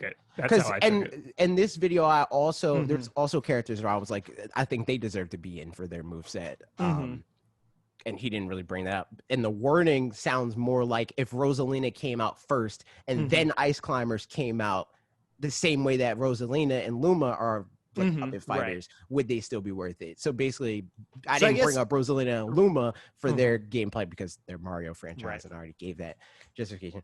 But yeah, if that is the case, and he's like, if they were just an echo fighter or whatever, Probably not. No, but I don't think he would have put them in the game if that was the case. Yeah. So I don't know. I mean, yeah, it's hard to. I feel like we still would have found a reason. Because like there, yeah, I definitely would have found. There was multiple. What I was going to do originally when I first started this video, and I was dumb because I always do this, where I'm like, "Yo, this idea would be dope. I'm making this video," and I start scripting a video. I'm like, "This video is going to be 4 hours long," and then I scale it back. I was going to have multiple reasons for every character, and I was like, "This is way too long. I'm giving one reason max," or two in some cases when it's you're giving Max a whole reason. That's nice. Like for Fire Emblem and stuff. Exactly. And the reason is you. And so like there's certain things like Fire Emblem where it's like I feel like I need more justification for this, or Minecraft where a lot of people are complaining currently about the inclusion of that instead of freaking I don't know Devil May Cry or whatever. Like for series like that where people are more so down on the series, I tried to give a little bit more. But for the most part, I kept it short because there's freaking 38 series in this game. When I was in 7th grade, I was new to a school and some kids were looking for someone to sing in a band. And I auditioned with The Reason by Hoobastank to be the singer in the band. Dude, did you make it? Did you get it? I feel like I didn't at first, but then at some point later I must have, because it was a All American Rejects cover band. We only ever had 2 practices. And both of the songs we sang were too high for me, and it was not good. And that was the whole thing. But I was singing, so like I don't know how that ended up happening, but it was terrible, but lots of fun. So, dude, rip. Trey Watkins says, as someone who only got the NES because Rob existed, I'm really glad you did not discount his inclusion. I only had Gyromite and Duck Hunt for the first year of owning an NES. I hate that darn dog and beat every level of Gyromite. Damn it, is I don't know. Actually using Rob, and my OG Rob is still working today. Smiley face. That's awesome, man. Yeah, that's wild. Because like I said in the video, I genuinely was like, "Who is this? Who is this character?" And then like as I got into, you didn't know Rob before? No, heck Smash? no, dude. Oh. I am a '90s kid. I mean, I didn't like when I was playing the NES as a like freaking 2-year-old. I wasn't sitting there. I wish I had the Rob. Like eventually I learned about it. Yeah, I learned about it much later. Like I want to say apparently right after before, Brawl, right? Yeah, like not even that. It wasn't even like attached to Smash Brothers. It was like sometime around like doing YouTube and like because was he in the home screen for the first Smash? Like with the toys and stuff? Was Rob just in the background at some point? Yes. Oh, I think he was. I'm gonna look it up. I have no idea. Just watch the title screen. Yeah. But but yeah, at some point of like when I started taking more of an interest in the industry, more so of like casually like I'll play a freaking game, because before doing YouTube, I didn't play games that much. I still liked like Pokemon and stuff like that, but I didn't like think about and play games in the way that I do now. So there's more like how the sausage is made stuff that I know now because it's my job, Right. Well, me and Parker are just silently watching the trailer for. I'm watching it. I don't see him. I guess not. Either. I really thought it was. That's funny. I seriously thought he was like, because there's like the henchman and like the subspace emissary. And stuff. I just thought he was that. He was just like one. Right. Yeah. I think I probably thought the same thing. Character. Honestly. Like it doesn't make any sense. Why is he a character and the other henchmen aren't? Is he an item or something? No, he's one of the enemy. Oh, you're talking about in Smash? Yeah. Like in the original Smash Brothers? Yeah. No. He's not in the original Smash. Brawl is the first time he's ever shown up, and that's why I'm like, what the heck? Who is this? Wow. Yeah. Amazing. Yeah, Brawl. Smash Bros. Appearances. Yeah, but now I know. Now I know that he saved Nintendo in America. And now we got a comment from John Francis, and it's very long, so I'm just going to read through it, and here it goes. My brain is freaking fried, so don't expect an essay. LOL. You did it anyway. Mother deserves to be in Smash. AJ is just salty. I love you, Boo, but you just salty because those Ness mains and those Lucas mains. be kicking your butt. All right, pause. So I don't know if you saw the video, Bob, but I had a bit where it's like Yoshi came up, and I was like, Yoshi doesn't deserve to be in the game. Take him out. And then I was I'm joking. Here's the reason why Yoshi belongs in the game. And then I said, Earthbound characters, they don't deserve to be in the game. Take them out. And I stared at the camera. I was like, I'm not joking this time. Look at this. And then there's people spamming freaking PK Fire at DK, like take him out of the game. And then I was like, I'm kidding, and I did it anyway. And every time, it never fails when I'm like, I hate this character. People are like, oh, you probably just lose that character a lot. I'm like, no, I just hate fighting the character. It's not fun fighting a specific character. I can like, Steve is not fun to fight against, but I still, to this day, have never lost to a single Steve that's controlled by a human a single time. But he's still annoying to fight. You know, like. I lose to Yoshi frequently, and I still hate that guy. Yoshi's big dumb. Yoshi sucks. Because like online specifically, he's annoying because you can just well, I don't know, you probably have a hard time with him locally. I'm not sure, but specifically for me, it's harder to fight him online because you can't punish when he lands, and that's how you fight him. But online, you could just spam jump, and he's invincible, so he can just jump through your attacks, and it's stupid. It's dumb. He's got a lot of moves that win against because you could just throw because he has so many multi-hits and stuff that's armored because he's armored when he jumps, and it's he's very dumb. He's dumb. But yeah, he deserves to be in the game, sure. There's a lot of Mario characters. Yeah, it's true. And then he goes on to say, Fire Emblem has a ton of characters. Fire Emblem is a fave of Sakurai. Sakurai is the most wonderful man who made you a Smash Brothers with literally everyone, including freaking Steve from Minecraft. The most wonderful man. He deserves to have his love in his game, and you can't change my mind. I'm sorry. I just hate That's what I getting said. mad about this. I like this guy. Sakurai makes the game. Let the man have some faves. 8 out of 80 is only 1 out of 10 guys. Seriously. Well, he's probably talking. He's probably talking to the general Smash Bros. Populace because I specifically made this exact argument in the video where I was like, and I even gave more reasons for them. Where I'm like, I think that they contributed a lot as far as like the archetype of like swordies. You know, like they made that archetype, and there's so many characters that play like that, even outside of Fire Emblem. Like freaking Shulk's playstyle. A lot of that is similar to how Fire Emblem fighters work. Where it's like, all right, I'm just going to space my sword and I'm going to use my counter when need be and like that sort of thing. It's a Fire Emblem thing, dude. I mean, they're not all super different, but there's definitely like Corrin's there's like three different Fire Emblem fighters. So like there's definitely that. But I mean, for sure, if they announced another Fire Emblem character, no matter how different it was, like say they announced what's her name? Frederick. Sure. But I was gonna say like the little fairy girl, Sothis from Fire Emblem 3 Yeah, that's the one. That's definitely up. If they announced her, for example, and she was 100% different, people would still just be mad because it's Fire Emblem. Yeah, 100%. And it's just because like they just want a new franchise represented. And nobody ever talks about how there's so many Mario characters. Because I talked about that in the video too, where it's like, it's freaking Mario. Put 20 more Mario characters in the game. He built this freaking place, you know, like, and it was like, I was talking about that with Pokemon too, where it's like, there's a lot of Pokemon because there's a lot of people that like Pokemon, you know? Well, when Piranha Plant came out, no one was like, there's too many Mario characters already. Why I think that's why. Because like, in that segment of the video for Fire Emblem, I was like, yeah, I think it makes sense that people are mad about Fire Emblem because Fire Emblem in the grand scheme of things does not matter as much as Mario and Pokemon do. So people are like, well, Pokemon, duh, because it's Pokemon, and Mario, duh, because it's Mario. But what about this freaking series? It's Fire Emblem. Who cares about this? I don't even know that he came from a different game until like 3 series from that. You know, like when I first played me specifically, when I fought Roy to unlock him, I thought he was a freaking Zelda fighter because you fight against Marth and Roy on Hyrule Temple.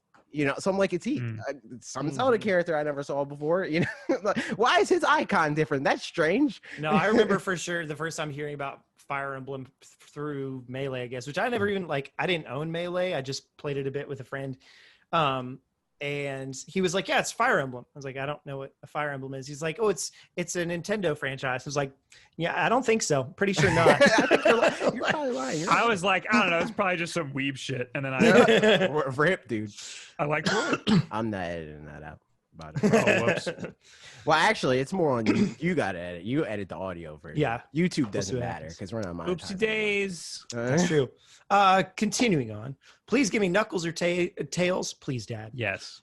What does IIRC stand for? If I recall correctly. Oh, I don't know. I've got a tickle in my throat. I don't know what's going on. If I recall correctly, Little Mac is classic Nintendo. Deserves it. Pac-Man is Jesus. It's effing Pac-Man. If you want to argue about Pac-Man, I'm not sure we should be friends. Splatoon is new but good. It deserves it. It's going to be something. If they keep improving on Castlevania, if they keep improving. Castlevania is just cool. Persona, Joker is just cool. Persona 5 for Switch, Dad. Why does he keep calling you Dad?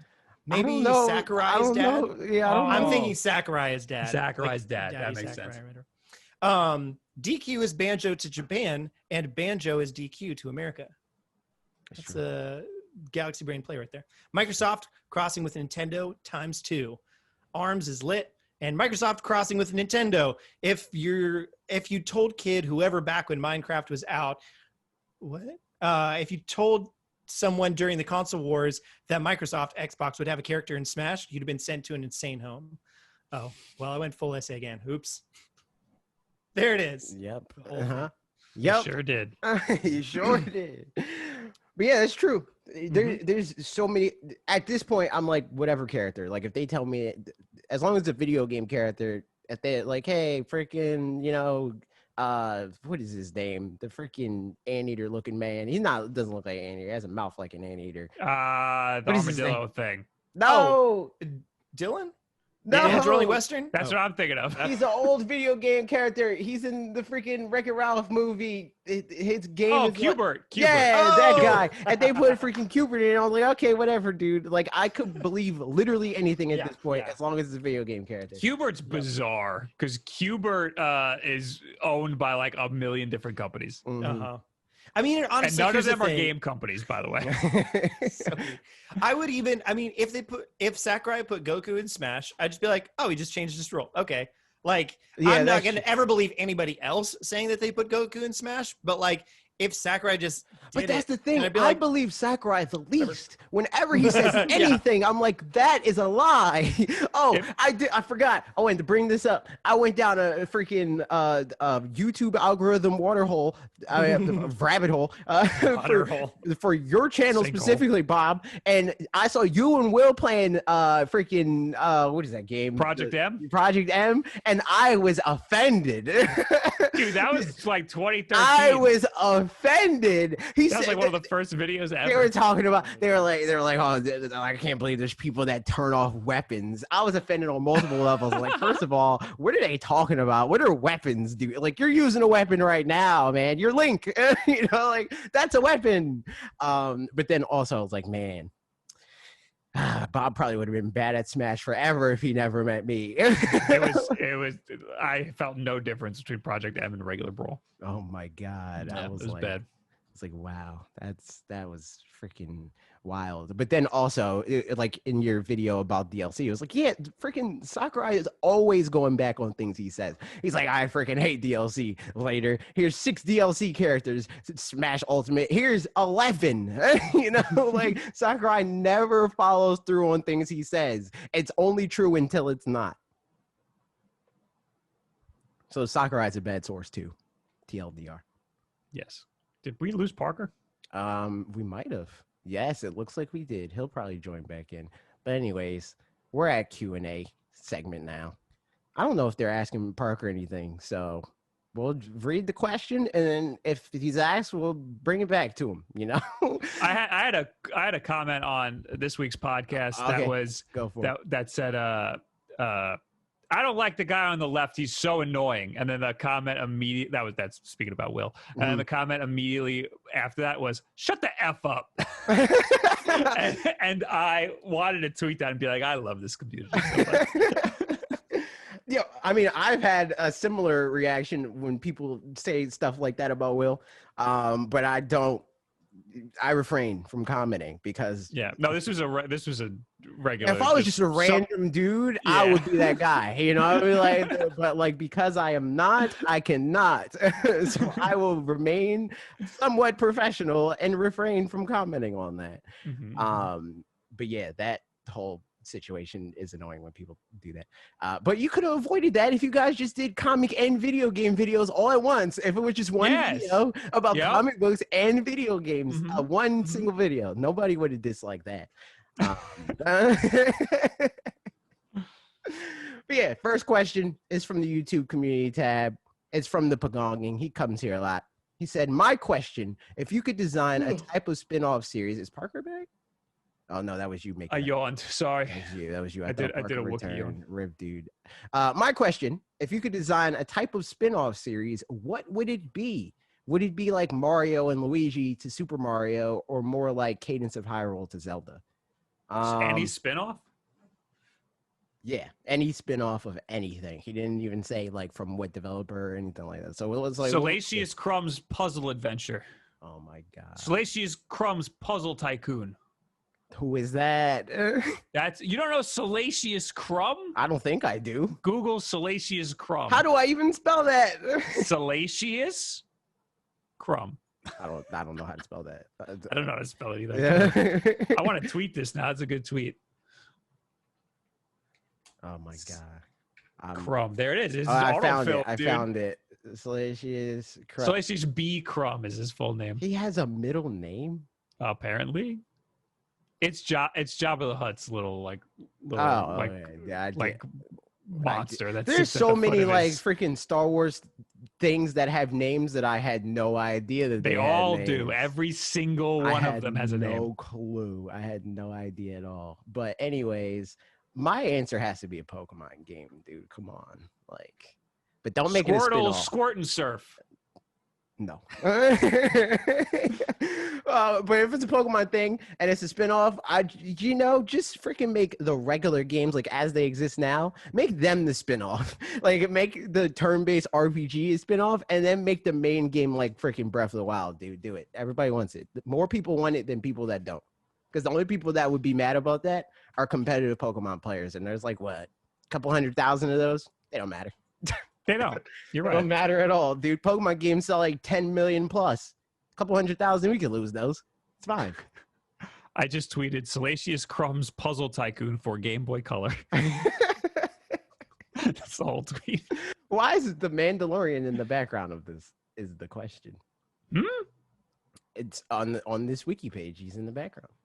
Oh, that's just the promotion.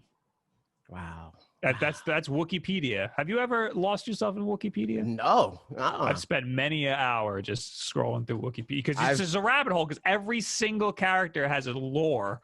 Every little side character. There's just a lot of side characters and stuff. Like I'm pretty sure everybody in like the freaking Cantina scene has like a deep backstory. And well, there's a book called Tales from the Cantina. Oh my! And it's it's every character from the Cantina. I wonder how many people Will can name from. See, but that's a YouTube video. Where's Will's YouTube channel?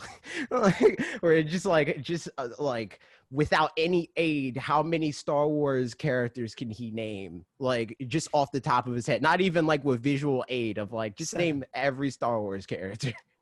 Parker has returned. I have. He could. It would be a lot. I'm sure. I'm positive. I was thinking, I was like, probably 100. And now I'm thinking, I'm like, it might be close to 200. Might be more than that. You might be able to do 200 Star Wars characters. I want that to happen now. I have another friend that's similar in like useless knowledge to Will, who is also into comic books and Star Wars. And he has... His well is deeper. Oh my God. Like Will knows a lot, but like this other guy is more focused on really obscure stuff. That's definitely a thing where like I'm in most things in life, I'm sort of the more like jack of all trades, master of none sort of situation. And I remember being really proud as a 8-year-old or something that I could name all 150 Pokemon from Gen 1 in order. And that was, I was like, therefore I know everything Pokemon there is to know or whatever. And now it's like, wow, I am so far behind so many people. Yeah, like, once it opens up to the internet, you're like, oh, there's other people who also can name all the Pokemon. That's why it feels like I know nothing. Like there's a lot of stuff that it's like I can make a video about this, but everybody knows that, and then I end up making the video about it anyway, and all the comments are like, I had no idea, and the video has 50,000 views or whatever. It's like I should have made this video forever ago. But there's stuff that I just assume everybody knows already. Everybody knows how many studios Nintendo has. That's common knowledge, right? I was thinking recently we should make another of those videos as far as. Yeah, Falcon told me to do it. Whenever people requests are hard, because they're not always best timing. Very true. Yeah. But I mean, just. But I'm going to do it eventually. If I don't know what to make, just know it's one of the videos that's like, I'll make this. But that video is also annoying for that reason, because like the easiest videos to like that they're like, I don't know what I want to make, are videos that don't take any research and I can just talk. Like a Pokemon video, that is the dream whenever it's like, oh, I can't talk about anything else this week. I'm talking about Pokemon because I don't have to research nothing and I still will sound informed. Exactly. Yeah. No, I like that. I like that stuff too. That stuff makes it really easy. But then when you got to research is when you get all the things wrong and all the comments are like, ooh. Exactly. But here's the thing. All right, I got to air another grievance about my comments this week. So I always talk about how people will just say the wrong thing with such conviction that it's the right thing. And it particularly happens in YouTube comments. Yes. So 100%. I said, this Game Gear Micro is the smallest handheld that I know of. I don't think there's anything smaller than this. This might be the smallest official gaming handheld, not the friggin', like Tiger Electronics. Well, no, that including that stuff. This might be, but anyway. All of the comments said, bro, I guess never heard of the Game Boy Micro. The Game Boy Micro is twice the size. Look it up. Look at the dimensions. It's nowhere near the size, dude. And there were like hundreds of not hundreds. There were a lot of comments that said Game Boy Micro. I don't know how you didn't see that coming, because it was the first thing that I saw in the comments of Wulff Den Live, like Game Boy Micro. When you just floated that was idea. An offshot because this is my bias or my bubble, right? Showing. I've seen Game Boy Micros a lot. I know what it looks like. I've played it. I know what it feels like. I know the size of a game. The second I picked this up, I was like, wow, way smaller than a Game Boy Micro. I didn't know I had to friggin' tell everybody. I thought just putting it next to a dime, everyone would just be able to see that it's really tiny. All right, so Game Boy Micro is not that tiny. This is a mini segment of this podcast complaining about super specific internet creator problems. Whenever I'm in the comments of Wulff Den Live, my goal is almost always to meme. Like I say some stuff that's like substantial, it gets brought up in the show and stuff like that. But for the most part, I'm just saying dumb stuff, riffing off of what you guys said. And I was like, I want 4K. I said 8K or something. I said 4K, 120 frames per second, Bonk's Adventure. That's what I want. That's the only way I'm buying this freaking Atari thing or whatever. And then somebody was like, I don't think Bonk needs 4K. And I'm like, bro. You should be like, yeah, you're right. Honestly, I don't know what I was thinking. Tell me more. In what way does it not need that thing? That you said? That's what you should have leaned into him. Yeah, right. Like, bro, you ain't never even played Bonk's Adventure then. Just imagine the glory of Bonk's Adventure in beautiful 8K. Everybody knows that's the biggest grievance that the Bonk's Adventure fan base has with Bonk's Adventure, is that it's not 4K 120 frames per second. Everybody knows that. That is like a lot of times my sense of humor is just like saying something outlandish just for little giggles or whatever. But every once in a while, then I'll meet somebody who just like doesn't really think of things as being funny or whatever, and I have to super wink and nudge at everything I say. We're like, or it's maybe this thing. It's just like this sort of thing that's sarcasm. Yeah, it's a lot of people that sort of know me, right? That's with the demographic of the people that respond to me like that they sort of know of me, and they know I do YouTube stuff, and they know that you like value my opinion on some level. So they're like, oh, he said something, that must mean he's being serious. But the people that know me more, and they understand like, oh, he's like, he can go on either side, 1 second he's being serious and bringing up facts and stats and stuff like that, and the next second he's memeing, and we can understand the difference between the two things.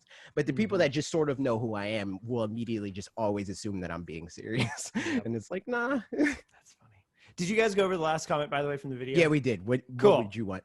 Look at that. Oh, I didn't even read it yet, so I don't know. Something really good, there it is. Yeah. What's the question? Is it like the last spin-offs that you would what? Oh, that's the first question from the Q&A. From the Pagonging. Yeah. I don't know. There it is. There it is. Captain Falcon spin-off game. That's what I want. Oh, we skipped a comment. I said Salacious Crumbs Puzzle Tycoon for Game Boy Color, and then I tweeted just that. I'll play it. I'll stream it with you. Cool. Oh yeah, now we went on a tangent where I was like, I can't believe that every Star Wars thing has a name. And then we were talking about how Will probably knows all of them. That's or 200 of them or whatever. Yep. Next question from Goldfish says, "Hey guys, hope you're doing well. I had a thought somewhat related to your 2021 video, but didn't know if it really fit into the video. Are there any game updates, either performance or DLC, that you're looking forward to or want to happen in 2021? I was thinking about it because the Outer Worlds patch just released." Smash Bros. Give me all the patches.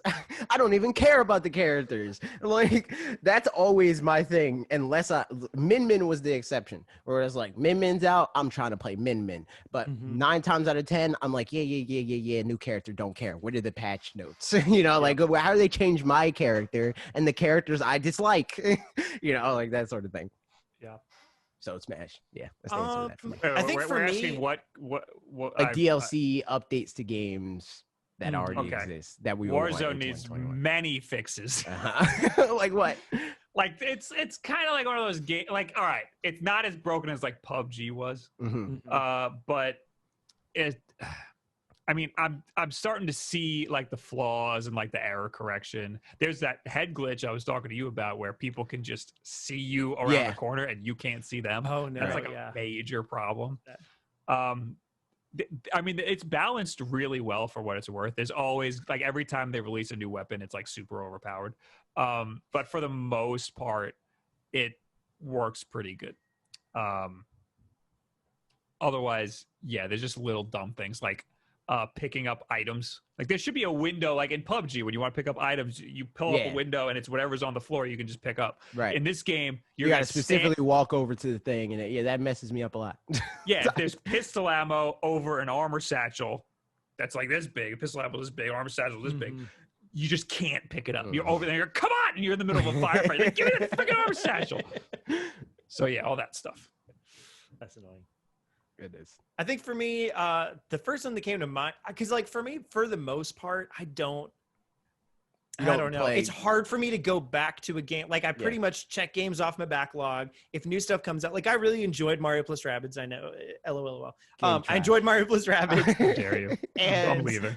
But I never went back for the DLC just because I was like, I mean, I'm kind of done with it. Like I did the thing, it's done. That was it. But yeah, so for the most part, I just don't go back for DLC.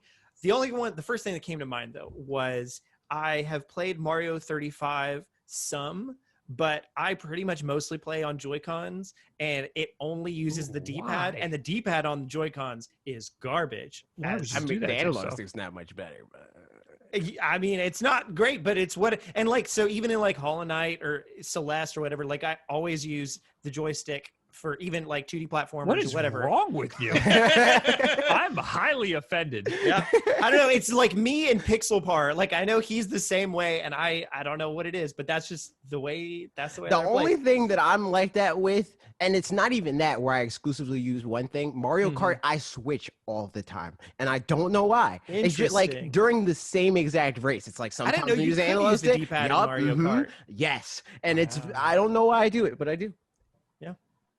So in Mario 35 specifically, you can use the analog stick to, I think, pick specific people you want to target, because I think that's textures. Yeah, I think that's what that's it's like for. the right analog stick, if I remember right. But the left one just, as far as I remember, does literally nothing. So the right one picks at the top of the screen. Yeah, that it picks your mode, and then the other one picks who you want to target. A specific person. Yeah, that's right.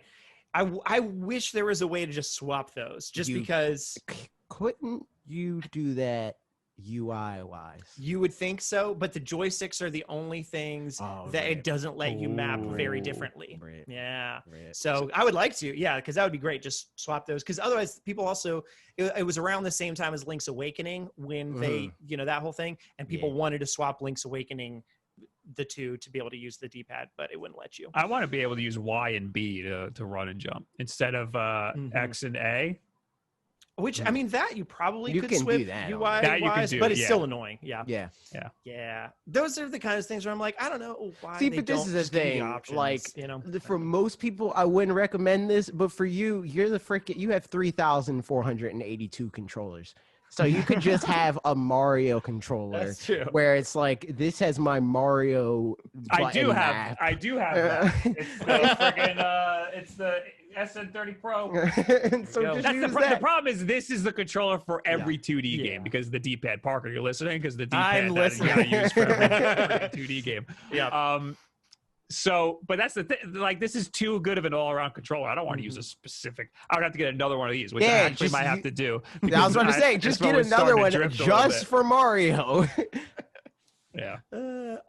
Comment goes on to ask, or say, also, I got an arcade stick this past week for Switch. I'm revisiting some 2D games such as Dead Cells and Cuphead, and it definitely changes the way the games feel for the better. I know that some people prefer the GameCube controller for Smash, and Bob likes more classic style controllers for 2D platformers. Are there any games that you feel are limited by the layout of the Joy-Con or Pro Controller?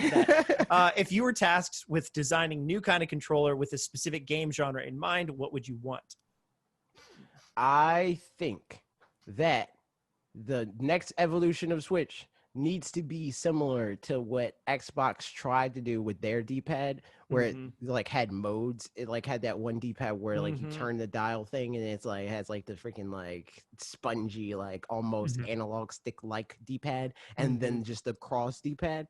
I think that they need to do something like that where it's modular, because that was like one of the things I know, because me and you, Bob, like did a lot of like content right before the Switch was like coming out, like speculative stuff and stuff like that. And it's like one of the things that like lit the light bulb for a lot of people was like, oh, detachable controllers, that means modular. Like you can do all types of crazy stuff. And they never did any of it.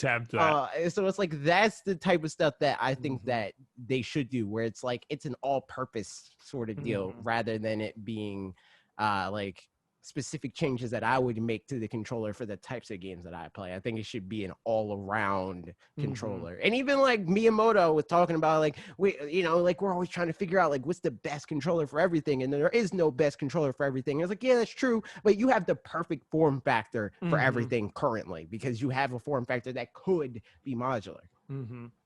I mean, especially, I skipped the article earlier, but talking about that individual Joy-Con prices are going down from $50 each to $40 each, which is actually now half the price of the $80 for a pair. But like that said, that would be a great time for them to start doing like a D-pad controller and whatever, which like you can get third-party ones, but as far as getting actual Nintendo ones, they're trash. So that would be nice, because like if there were a D-pad Joy-Con, I would use that. I mean, no, there is. So when you don't use the Joy-Con, you don't use the D-pad. We already established that. I mean, the only reason I don't use the D-pad is because I don't have anything against D-pads. It's just that you're a only crazy use person. Joy-Cons. You don't even have a pro. He doesn't even have a pro controller. Own a pro controller. What a wacko! I play like 70% handheld, and then when I do play docked, like oftentimes Ashley and I'll be like laying on the couch or something, and so like I'll be in a way that doing like this is annoying, but doing like this is really easy. It's the whole like who was it?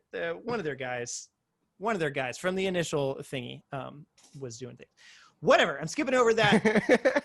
Looking forward, as always, to hear the upcoming podcast. P.S. Bob, didn't realize how much I missed your podcast till you took this past month's break. Hope you and Will find a good balance with the new podcast arrangement. Thank you and Will for what you do. I can't believe your brain patched Will out. That's wild.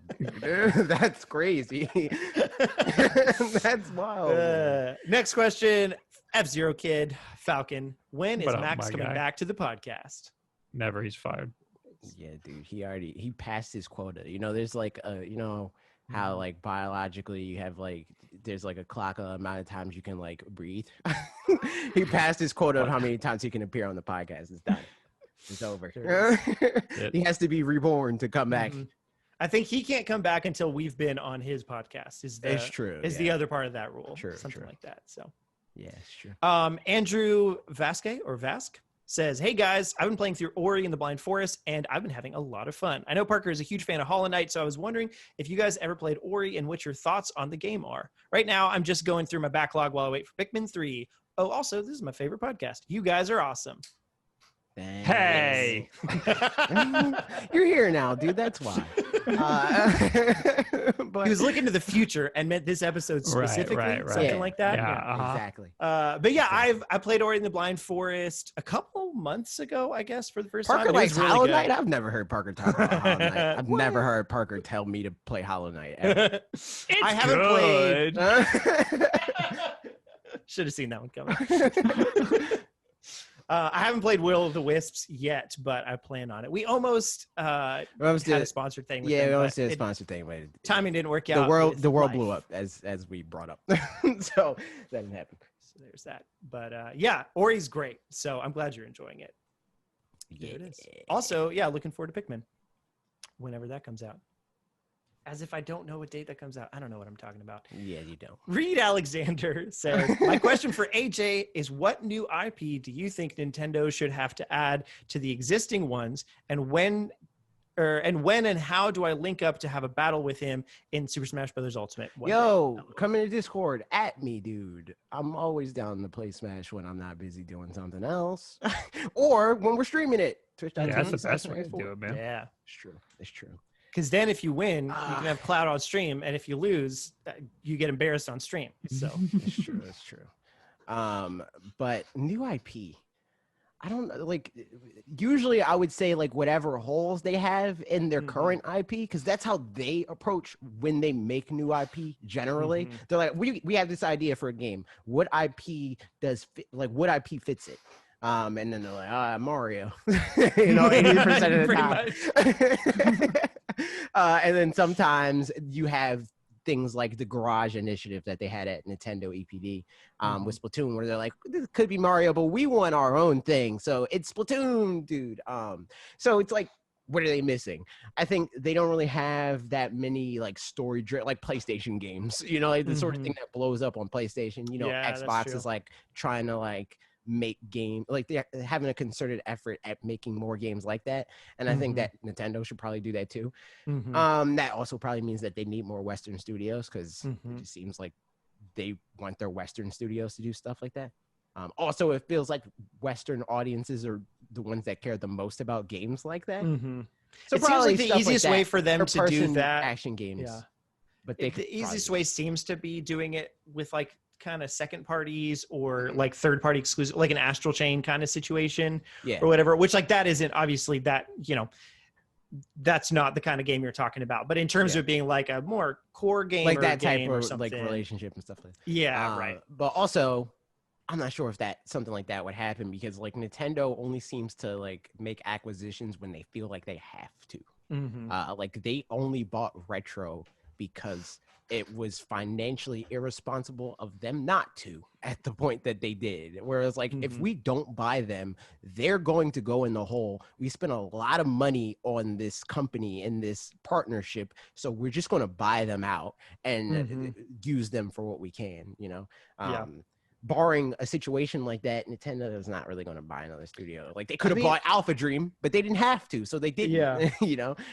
Looking at like, is Intelligent Systems, for example, is it owned by Nintendo? I mean, because like we all, Alpha Dream. A lot of times they just buy, like what Nintendo does is they buy stock in the company, and the stock, I mean, the company will usually buy stock in them back, you know, like the DNA situation and stuff like that.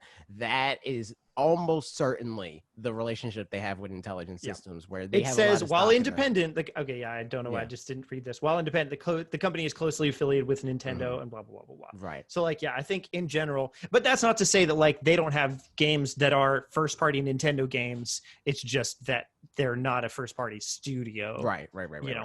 So yeah, I mean, I'm with you for sure. I think that would be a really good way of getting new IP going.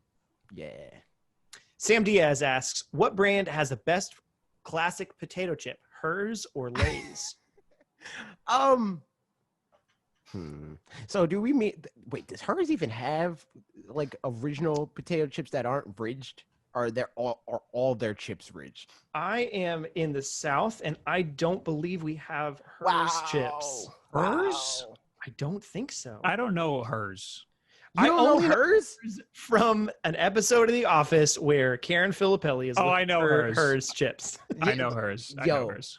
I've seen this logo. I know Hers more from the freaking trucks, because every year for Christmas, my dad or my grandpa or somebody would buy me these trucks and be like, "Don't take them out; they're going to be worth a lot of money." That's and a truck thing. That was Hess trucks. Yeah. There's trucks like that. Until one year I made the mistake of saying to my dad, "You buy these for you, not for me." And yeah. Really no! And I never got them again, and then I felt really bad about it.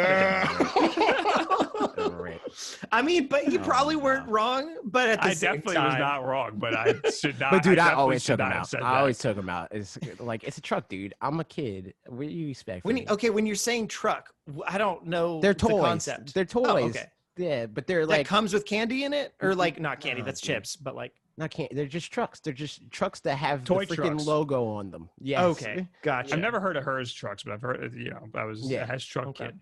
And it's like a collectible truck is the idea. Okay, but I don't think I've ever seen Hers chips that weren't ridged. So if that's the case, then they're better just by default. It looks like they have some. Crisp and tasty is one flavor that seems to not be ridged. But Q is also not ridged. I'm gonna say Lay's because I don't know Hers. Yeah, but they said classic potato chip, so I'm assuming that means just a regular like salty. I'm going with the one that has the ridges. Yeah, Hers. Yeah. Well, wait, Hers says ripples.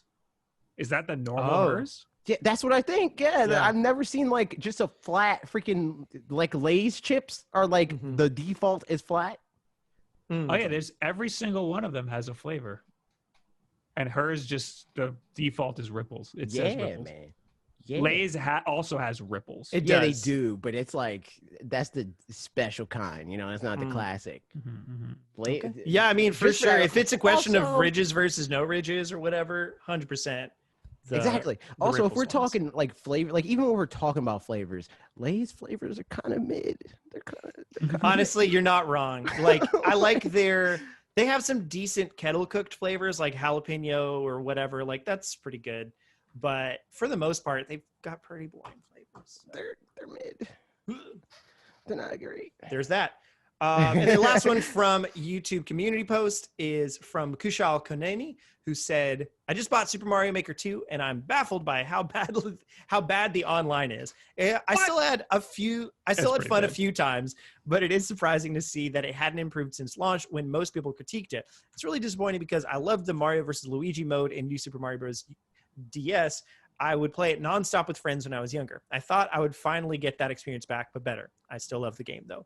Edit. I'm now realizing this isn't a question. So I will prompt one during the testing process. A worker in a factory, oh my goodness. Oh my God. Worker in a factory mounts a bicycle wheel on a stationary stand and applies a tangential resistive force of 120 newtons to the tire's rim. The mass of the wheel is 1.9 kilograms. And for the purpose of this problem, assume that all of this mass is concentrated on the outside radius of the wheel. The diameter of the wheel is 60.0 centimeters. A chain passes over a sprocket that has a diameter of 9.5 centimeters. In order for the wheel to have an angular acceleration of 3.1 rad divided by S2, what force in newtons must be applied to the chain? Enter the magnitude only.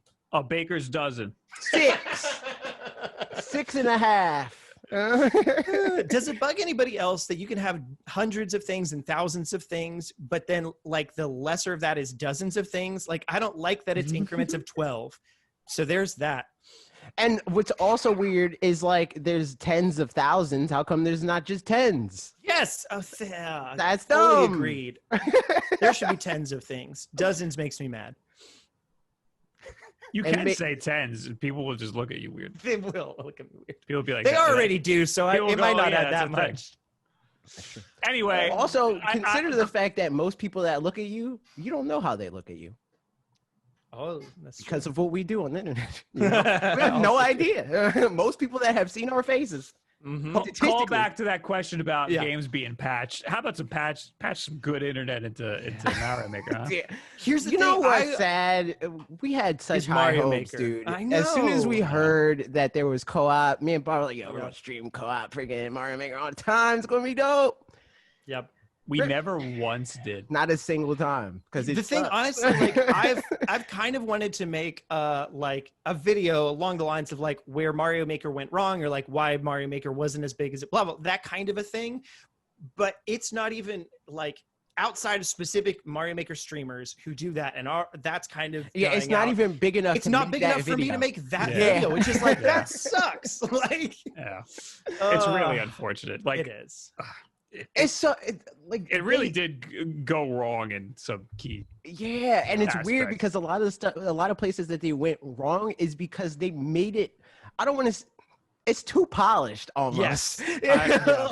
like the thing that made the original. They tried Mario to Maker, rein it in more than they had is to. that it was weird. Like the original Mario Maker is so weird, and that's great. But this game is like the modern day Apple-ified. Like it's like the whole thing. Like, man, if Steve Jobs is still here, you know that. Well, they honestly didn't change too much, and what they did change might have been for the worse. Like certain, I mean, they took out a lot of weird stuff where it's like if you shake the thing, like different attributes will happen, but now you just put the attribute on the thing and then it changes that. But like the 100-man going away, that like lots of people were mad about that. So that's the thing. Like I wasn't upset about that at first because I was like, well, most people just play it endlessly anyway, so it's not a big deal. But that now it's when I play it, I'm like, there's no goal. Like with the 100 Mario challenge, you had an end point. You had either failed or you didn't fail. Yeah, you had to beat a certain amount of levels. I feel like specifically for us, like streaming wise, like it's so much better to do things that have a definitive end. Like when I was playing freaking Pokemon yesterday with Ian, and I literally, because of like just how last minute everything turned out, where it's like, all right, we're both going to do this video and we're going to do it like this. My structure was out the window, so I was like constantly working on a video all the way up until Thursday. And then immediately after I finished that video and uploaded and did all that stuff, I was like, okay, streaming, you know, that sort of thing. So it's like, I did not want to stream that long, but then I was playing with Ian and he was like, dude, let's just, let's do everything. And I'm like, nah, let's do the Dynamax Adventures, because when that's done, I'm done. Versus like an endless thing of like, there's no, I can't. There's a thing for that for sure. I mean, the Red Lantern, to go back to that, I played the demo at PAX and I was not super impressed with the demo, partly because no matter what you did, like it's your first run, you're going to die. It's a survival game. So it was like, you can't end that demo with a good taste in your mouth because you're like, well, I died and that kind of sucks. Whereas then you play the whole game and it's like, oh, okay, it turns out well. But yeah, with the Mario Maker thing, like not having an end just means like no matter what, you're just going to lose and you just feel like you didn't do good. So yeah, I don't know. It's true. There's a lot of things. And honestly, if they'd taken the same amount of like updated content that they put out with like the link stuff and then things spread that it out how they did with the first game. Then I think that would have helped give it lots of little bumps instead of a couple big ones after people had already because the only people that care about huge massive updates like that when they're spread out like that is the people that you retained initially. Mario Maker is definitely not the sort of game that like if you fall off you're going to be like, oh shoot, they added freaking Goombas, I'm going to Mario Maker. I think the big miss was that they didn't put worlds in the first like right when the game came out, because that would have made everybody go, oh, it's a different game now. This is worthy of a 2. And people would have made a lot of worlds and people would be like, oh, it's like Super Mario World now. I remember Super Mario World. It's funny because like again, which happens a lot, with these videos. We made that video of like, it'd be dope if we made this. Yeah, this, Bob and was this, in and that this. video. Yes, Yeah. he was. And we got pretty much everything that we wanted, but not at launch. Yeah. So, rip. Yeah. Rip. Those are the questions from YouTube community. Then we got some from Twitter. And Kushal, I expect your homework done on the magnitude of that thing by It's going to be right, because I told you the answer is 6. There's a baker's dozen, dude. It's 6.5. Now questions from Twitter. John Francis said, I already left you 2 essays, so I don't know if you want any more questions from me. So how are you? Really? I know this year's been hard. Bob, I know some part of you must be frustrated with the channel not having as many vids. And AJ and Parker, I know life hit y'all hard the other day. So how are you doing? Damn, we got heat. Damn. I'm doing all right. I'm a little stressed today specifically. We've got, again, as many of you know, my wife and I are adopting, which is great. But yeah, or we're working on it. But tomorrow we've got like a big yard sale thing. We did one like over a month ago and then had another one that had to get delayed because of life. And it's supposed to rain tomorrow, but we're doing this thing. And I'm just super stressed. I've got like a truckload of stuff that people donated to us for us to sell. So we're going to see how that goes. I've got a lot to do in the next 24 hours, but it'll be good. And then after that, I can like chill. My birthday's next week, and that's exciting because I can chill out. Yep. What about you, Bob? I'm not frustrated about having less videos. Well, maybe a little bit because I'm trying to put out more videos. But honestly, I feel like I used to be more apprehensive about putting up more videos because there was like a structure on the channel and I didn't want to step on the toes of the other videos that were going up and stuff. But now it just doesn't matter. So it's freeing and also gives me more work. But no, otherwise it's been fine. Everything's good. It's also weird. Like I'm having a hard time gauging what a good video is, like what's doing good. Because you know how like on YouTube it says like, it'll when you post a video it'll say, oh, it's doing this good out of the past 10 videos. Right. I'm used to being in the top 5 all the time. But now now I'm not. Like the last video was like the last 2 videos were like under top 5. And I was like, oh no, all my videos do. Yeah, but it's like now literally every video that I upload is a video that I upload. So so when I looked at the views, I was like, oh, but is it that bad? Like, do I always have to be like topping my last 10 videos? Like, no, like. I think because like algorithmically it can be a problem if you're lower than a certain threshold because YouTube's like, oh shoot, people don't like you as much. But I think that number is usually if your videos like multiple times are like 7 or below is what it usually seems like. 5 is like you're golden, if you're at least hitting 5, dope. But it's probably different for you, definitely, now that every video that you do is every video you do. The only time that it's like, oh, red alert is if you're like freaking, again, 7 or 10 after doing like. Every once in a while you need a banger no matter what. Yeah, like that just makes sense. Yeah, which is always a little straight. AJ and I have talked about this. We have a hard time just because we don't always know what, like, okay, IMDb is the easy example of just like, I always use him as an example. His Pokemon channel. His Pokemon challenge. He knows a video that he can do. This video 1000% is going to get at least X amount of views. Yeah. So that's just like a check mark every time. Video that's like, all right, stuff's doing bad. We'll definitely do this video and it's going to do way better than everything else. We thought Tuesday's video was going to be that. It still might. I still think it's definitely going to be that, but just the way that everything's working with this year, because the reason why those videos do so well is because they come out right before people are looking for what's happening next. It's also people aren't looking for what's happening next yet. In 2017 I think people were looking for that immediately. Exactly. Like that was a big thing. People were like, what is 2018 going to be? It's the second year. Whereas now to some degree, like the question is, when people do look for it, are they going to look for it as hard as they have other times, or is it kind of like leveling out because it's like we kind of know what to expect. This is the 4th one that I did. Yeah. And generally, just based off, it's less of a timing thing and more so if this then that sort of thing. Yeah, right. Where it's like once the keywords hit around the 80 to 90 on, on freaking vidIQ, that's when those videos take off.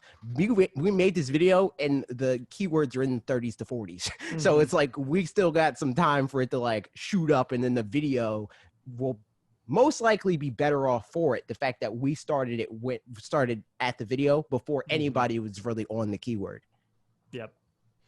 So there's that. Some good More old inside baseball.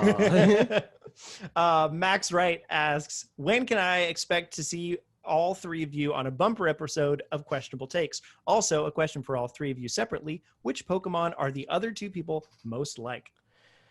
What's a bumper episode? I don't know. But some British slang. Definitely. Could be. You never freaking solicited us until now. What do you mean? When? I responded and I was like, literally just let me know what the topic is and I'll be there. So what's up, Max? What Pokemon are the other two most like? Definitely Bob Scyther for sure. No. Sick, dude. Hell yeah. Well, maybe. In the anime, because freaking Scyther screams at the top of his lungs. He's like, Scyther! Like, so maybe a little bit. But and in that one episode, it's like he and his family have to battle out who's like the top dog or whatever. That's That's the thing. And like you and Will fight a lot. It's the moral of that story. No. Just always fighting, dude. Yep. No. Parker's a Machop. Specifically Chop. Why my strong I am, but just a little baby. I'm just a baby strong person. No, he's the one that Max said he was. He's Greedon. What's that one's name again? Greedon. Yeah. He's the squirrel man with Greedent. Yeah, that. Which I don't know that I get his name. Like I don't know that I get the pun from it. Greed. Oh, he's a greedy rodent. Oh, that's the other part. Yeah. Greedent. AJ, I don't know. You're a Spheal. 100%. There it is. Wait, is Greedant what Parker is or what Max is? That's what Max said Parker is. Yep. That's what I think Max is. That's friggin' Max, dude. Oh, damn. How the turntables have. Next question from Guy with the Scare, our good buddy E. You mean Guy with Scare? No, it says the Scare. It's a joke. No, it's a joke. You missed it. Oh, you're right, because everybody calls him Guy with Hair. Is that everybody, sure. I don't know. Everybody. All I know is I like E and he's nice, so whatever. Do you think the special edition cartridge is made of glass, and how soon will Bob drop it? Yes. No. Period. Everything. No. There's no way that thing's glass. What special edition cartridge is he even talking about? I think Fire Emblem. Yeah. No. There's it's like a nice looking plastic guy. No, it's not. But when Bob drops it, it'll turn into glass. Probably. That's how that works, right? Now questions from Discord. We're almost done here. Duncan says, yo, with PS5 press units officially in media hands now, what next-gen game are you most looking forward to seeing more of? Man, mine are forever out. I couldn't care. And yes, I have negative care. I've thought I freaking pre-ordered an Xbox Series X, and I don't care. Like when it gets here, it's here. Whatever. I probably won't even play it the day that it gets here. I was trying to make a snarky tweet because I saw everybody got the PS5s today. And I was like, how is anybody supposed to make any freaking content on this thing if they didn't get it 3 weeks early? Like, come on. I have to go I have to hope that I get it the day that it comes out because I freaking pre-ordered it. And then I have to make the content and fire it out. I think you're in the position where you don't really, it doesn't matter. Because you have enough people that care about what you think about it specifically. It'll definitely help for sure if you get it before other people do, but it's not something that it's not going to do well if you don't. I'm not saying it's not going to do well. I'm just saying I have to do so much more work in such a short amount of time. Right. Yeah, it's true. Yep. Or really, it just boils down to me going, "That's not fair." Yeah. If I got it early, I'd be like, "Sick, dude," and I would, I was seeing so many people saying that's not fair. It's like, yeah, dude, it's fair. It's fair. Like for you specifically, yeah, no, there was no way you were getting that early. Like, I'm not going to say who, but there's a couple people. I was like, yeah, no, there's no way you were going to get that early. Mm-hmm. For me, the ones I'm excited to hear more about are Forever Away, but Fable, Everwild, and Avowed are probably the three that I'm like excited to find out more and about. You're getting the Series S or whatever. Probably, yeah. It'll be. I mean, I probably won't until those games come out, dude. Yeah, but so that's a long way away. But I'm excited about those. They're all kind of nerdy fantasy looking stuff, and that's up my alley. That's true. It's true. I'm just, if I'm excited, again, I wouldn't describe it as excited. I'm just interested in having a new thing to mess with, but no specific game that I care particularly about. If Spider-Man Miles Morales was a game that I felt better about, and it wasn't like them being crappy in a lot of different ways, and it wasn't also on PlayStation 4, I would say that. But I'm just gonna play on PlayStation 4, dude. I'm not paying them freaking $70 to play a game I can play on a console I currently already have. $570 to play a game that I have on a. I mean, you know what I'm saying, dude. I don't know, honestly, that there's no launch Xbox Series X games or PS5 games that I care about. Yeah. But I don't even know that there's really any PS5 games in the long run that I care that much about either. I don't know. So I don't play Ratchet Clank. Yeah. But that's also on PlayStation 4. I don't freaking care about ray tracing or none of that crap. You don't need bug snacks to be ray traced. Yeah, I just want to play the game, So it's like, I'm just getting the Xbox as it's more of a like, I know I'm going to play more of my third-party games on this than any other console, so I'll buy this now. Yeah. And I kind of want to play Cyberpunk, so I'll play Cyberpunk on my Xbox. I'll do that. Bigfoot Boudreaux asks, if Fanatics 4 and Wulff Den started a band, what would it be called? What music would you play? What's the name of your hit single? And has this question been asked before? Because now I think it may have been asked before.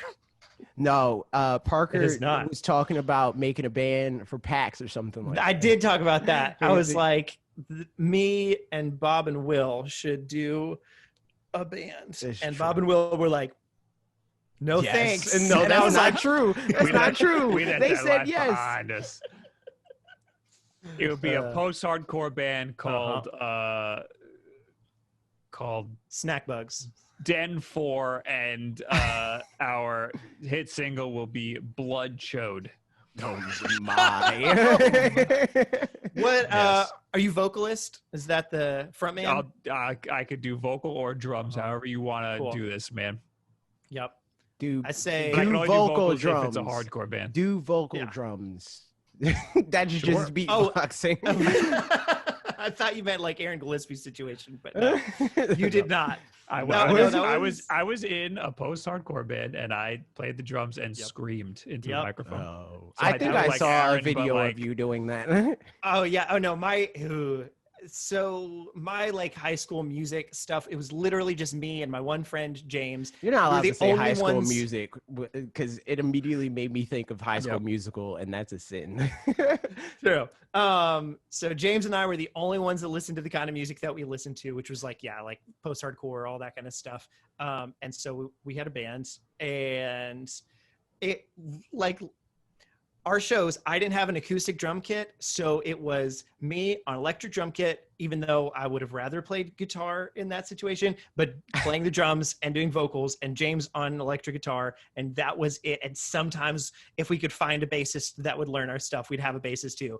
It never was good live. What was the first instrument that you played? Flute. when I was 7. All right. My mom's a music teacher. Forget that. That does not count. Yeah. No, yeah. So I did start with flute, but then, yeah, when I was 11, started on guitar. I think I broke my arm and like didn't want to play flute anymore. You should have started on piano. It's the easiest one to start. The easiest. I mean, so the only reason my mom's a piano teacher, and the reason I started with flute. Oh, you were being rebellious. All right. So you knew what you were doing. It was around no, but yeah, so she had another teacher that they would do like co-recitals with because they maybe didn't have enough students individually. I don't know. But so she had a flute teacher that she did co-recitals with. Yeah, and I went to one of the recitals, someone was playing flute, and I turned to her and I was like, Mom, I want to play that. And she was like, really though? I was like, yeah. So I did. But yeah, I broke my arm when I was 11 and had a cast on. I was like, I can't play this flute anymore, which really meant I don't like my teacher and I don't want to practice. So I started learning guitar instead. And because people who play guitar and then try to play the drums, they all sound like they did that. There's a specific sound to that. And you don't sound like that. You sound like a drummer. Nice. Yeah, I mean, at this point, I've been playing drums since I was like, I don't know, 14 or something like that. So I like doing the music, but definitely there was a long time that I think when I played drums or when I played bass, I played drums like a guitarist and I played bass like a guitarist. So like over time, those have evolved outside of those things, but did you know, like I'm playing drums like a guitarist? I don't think so. Yeah. I'm pretty sure I just did some stuff and that was just what it was. But a lot of it too, like, because I didn't have a drum kit for some amount of time, I would learn drums by just listening to other music and air drum along with it. So that did help, I think, ingrain some things where it's like, I'm just doing what this guy's doing. Yeah, I don't know. I mean, that's how you learn drums. You just listen to what other people are doing. It's true. So there it is. What do we say? Den 4? Den 4, yeah. Yep. It'll happen. Cowboy asked, can 2020 just stop? Unfortunately, no. Time doesn't it work. will December 31st. Yeah, that's not too long. 11:59. COVID might not, but 2020 will. It definitely won't. 1,000% it won't. 2021 might be worse. Who knows? I like this question too. Sardi asked, if 2020 were a video game, what genre would it be, and what would be its key mechanics? It'd be procedurally generated horror game. It would be Zombie U. It would be an RTS where you play as the virus. There's a game. There's like straight up called Pandemic. I think. Yep. So Pandemic, I think, is one where you're curing things. But there was a game because it was like a mobile game that people were playing called, I don't remember what it's called, but like where you're trying to like infect as many people as possible. And I remember people playing that like, I don't know, 4 or 5 years ago, and me being like, oh, that's interesting, and like maybe that's a novel gathering data from them to implement in 2020. Yeah, it's looking up walkthroughs currently. It's like. Yeah, I was going to say, like a roguelike or something where every time you restart, it just has, murder hornets and killer bees, whatever, and the virus and all the things. Yeah, man. Dude. Different paraphernalia. Last questions from Mega Man, who said, first of all, again, happy birthday, Mega Man. Good job. Happy birthday. What Pokemon that was added into Crown Tundra have you been excited about? I have no clue. So we freaking had this conversation. I had this conversation with Ian the last time that the DLC came out, and he was like, "Yeah, I get like people being mad about Dexter and blah blah blah," but then they were playing the DLC, and they're like, "Wait, this Pokemon's not in the game?" And I'm like, you just proved their point. You 1,000% proved their point by the fact that you play the game, and you're like, "Is this game? Could I already catch this? I'm not sure." That's how you know that Pokemon doesn't truly matter as much as you thought it did. With that said, I don't know. I have no clue. I don't even know. Some legendaries, I guess. Mewtwo for Bob. Oh, I'm Mewtwo. Yeah. But I already have a Mewtwo. I'm a dirty Gen 1-er. We talked about that on the stream yesterday, too. Or maybe it was after stream. I don't remember. No, it was during stream because I yeeted and Parker. I mean, freaking, I call it Ian Parker. Ian was still streaming. That's wild because like you guys are polar opposites. Yes, me and Ian are. Yes, yes, you absolutely 1,000%. In what ways would you say that? Like he's like chaotic energy, and you're neutral. That's funny. Or good, I guess is the opposite. Yeah. Lawful good would be that. Yeah. I'd probably say maybe neutral good. Nah, man, you're wrong, dude. And he'd be like chaotic neutral or something. Nah, he's wrong. He's chaotic evil or whatever. He leans evil. Yeah. He's like on the line between neutral and evil. My favorite, I saw a chart one time that was it's the what's the alignment chart, which is that, but of shopping carts and like how you put them back. I thought it was very funny. Where like, I used to be a cart attendant, so that really hit me close to home. I'll find it and send it out. I saw it. No, I've seen it. Oh, you saw it. Okay, well, great. Then there it is. Next question. Why is pineapple on pizza considered the worst? P.S. I love it. #Fanatics Foods. Because you're wrong. I don't have enough time to explain. I do. That's a whole podcast right there. I think literally, some of it might be also like what, I don't know, mythical. Like especially for you guys being close to New York and having like pizza as probably it's like a cultural thing. Yeah, like it's a more important thing to keep a little bit sacred or something, you know, where like there's an ideal for it. Whereas for me, it's just like, I don't know, put some stuff on it. Like, because like I'm happy. That's the thing, because it's like all pizza's bad, so you're just like throwing stuff at it, and you're like, oh, this is good enough. Pineapple is sweet. It is, and it's a fruit. So like putting that on top of bread and cheese is weird. But if that's what you want to do, do whatever the hell you want to do. You're allowed to be as weird as you want. It's 2020, you know? Yeah, it's true. Yeah. No, but I totally understand why people don't like it too. Like that's because all of that makes sense. I don't know why I think it's good. And I wouldn't put it on every pizza by any means, but like if it's on there, I'm like, cool. Yeah. As long as it makes sense with some of the other things that are there, but I get it. Last question. What has been your most interesting creation food wise that tasted better than expected? #Fanatics Foods. I don't know.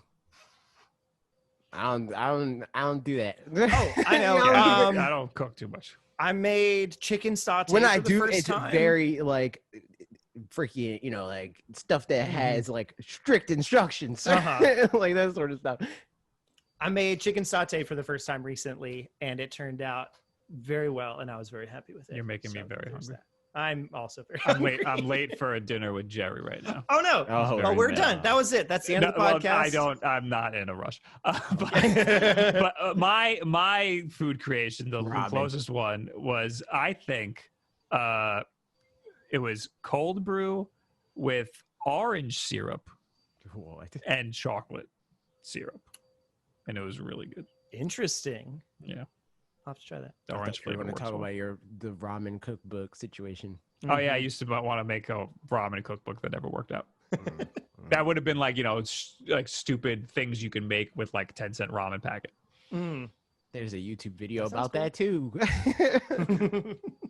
One of yours? No. Oh, okay. No, dude. And that's it, everybody. We did it. Bob, thank you for coming on here. Thank you for having me. Nobody knows where to find you, so you should probably tell them. I mean, you can tell people if you want, but youtube.com/RGT85. That's the one. Wow. Yeah. What a time. Oh, I thought you were beat 'em ups. Oh no. I didn't know. I'm leaving right now. All right. That's it for us. See you guys. We did it. Goodbye. Bye.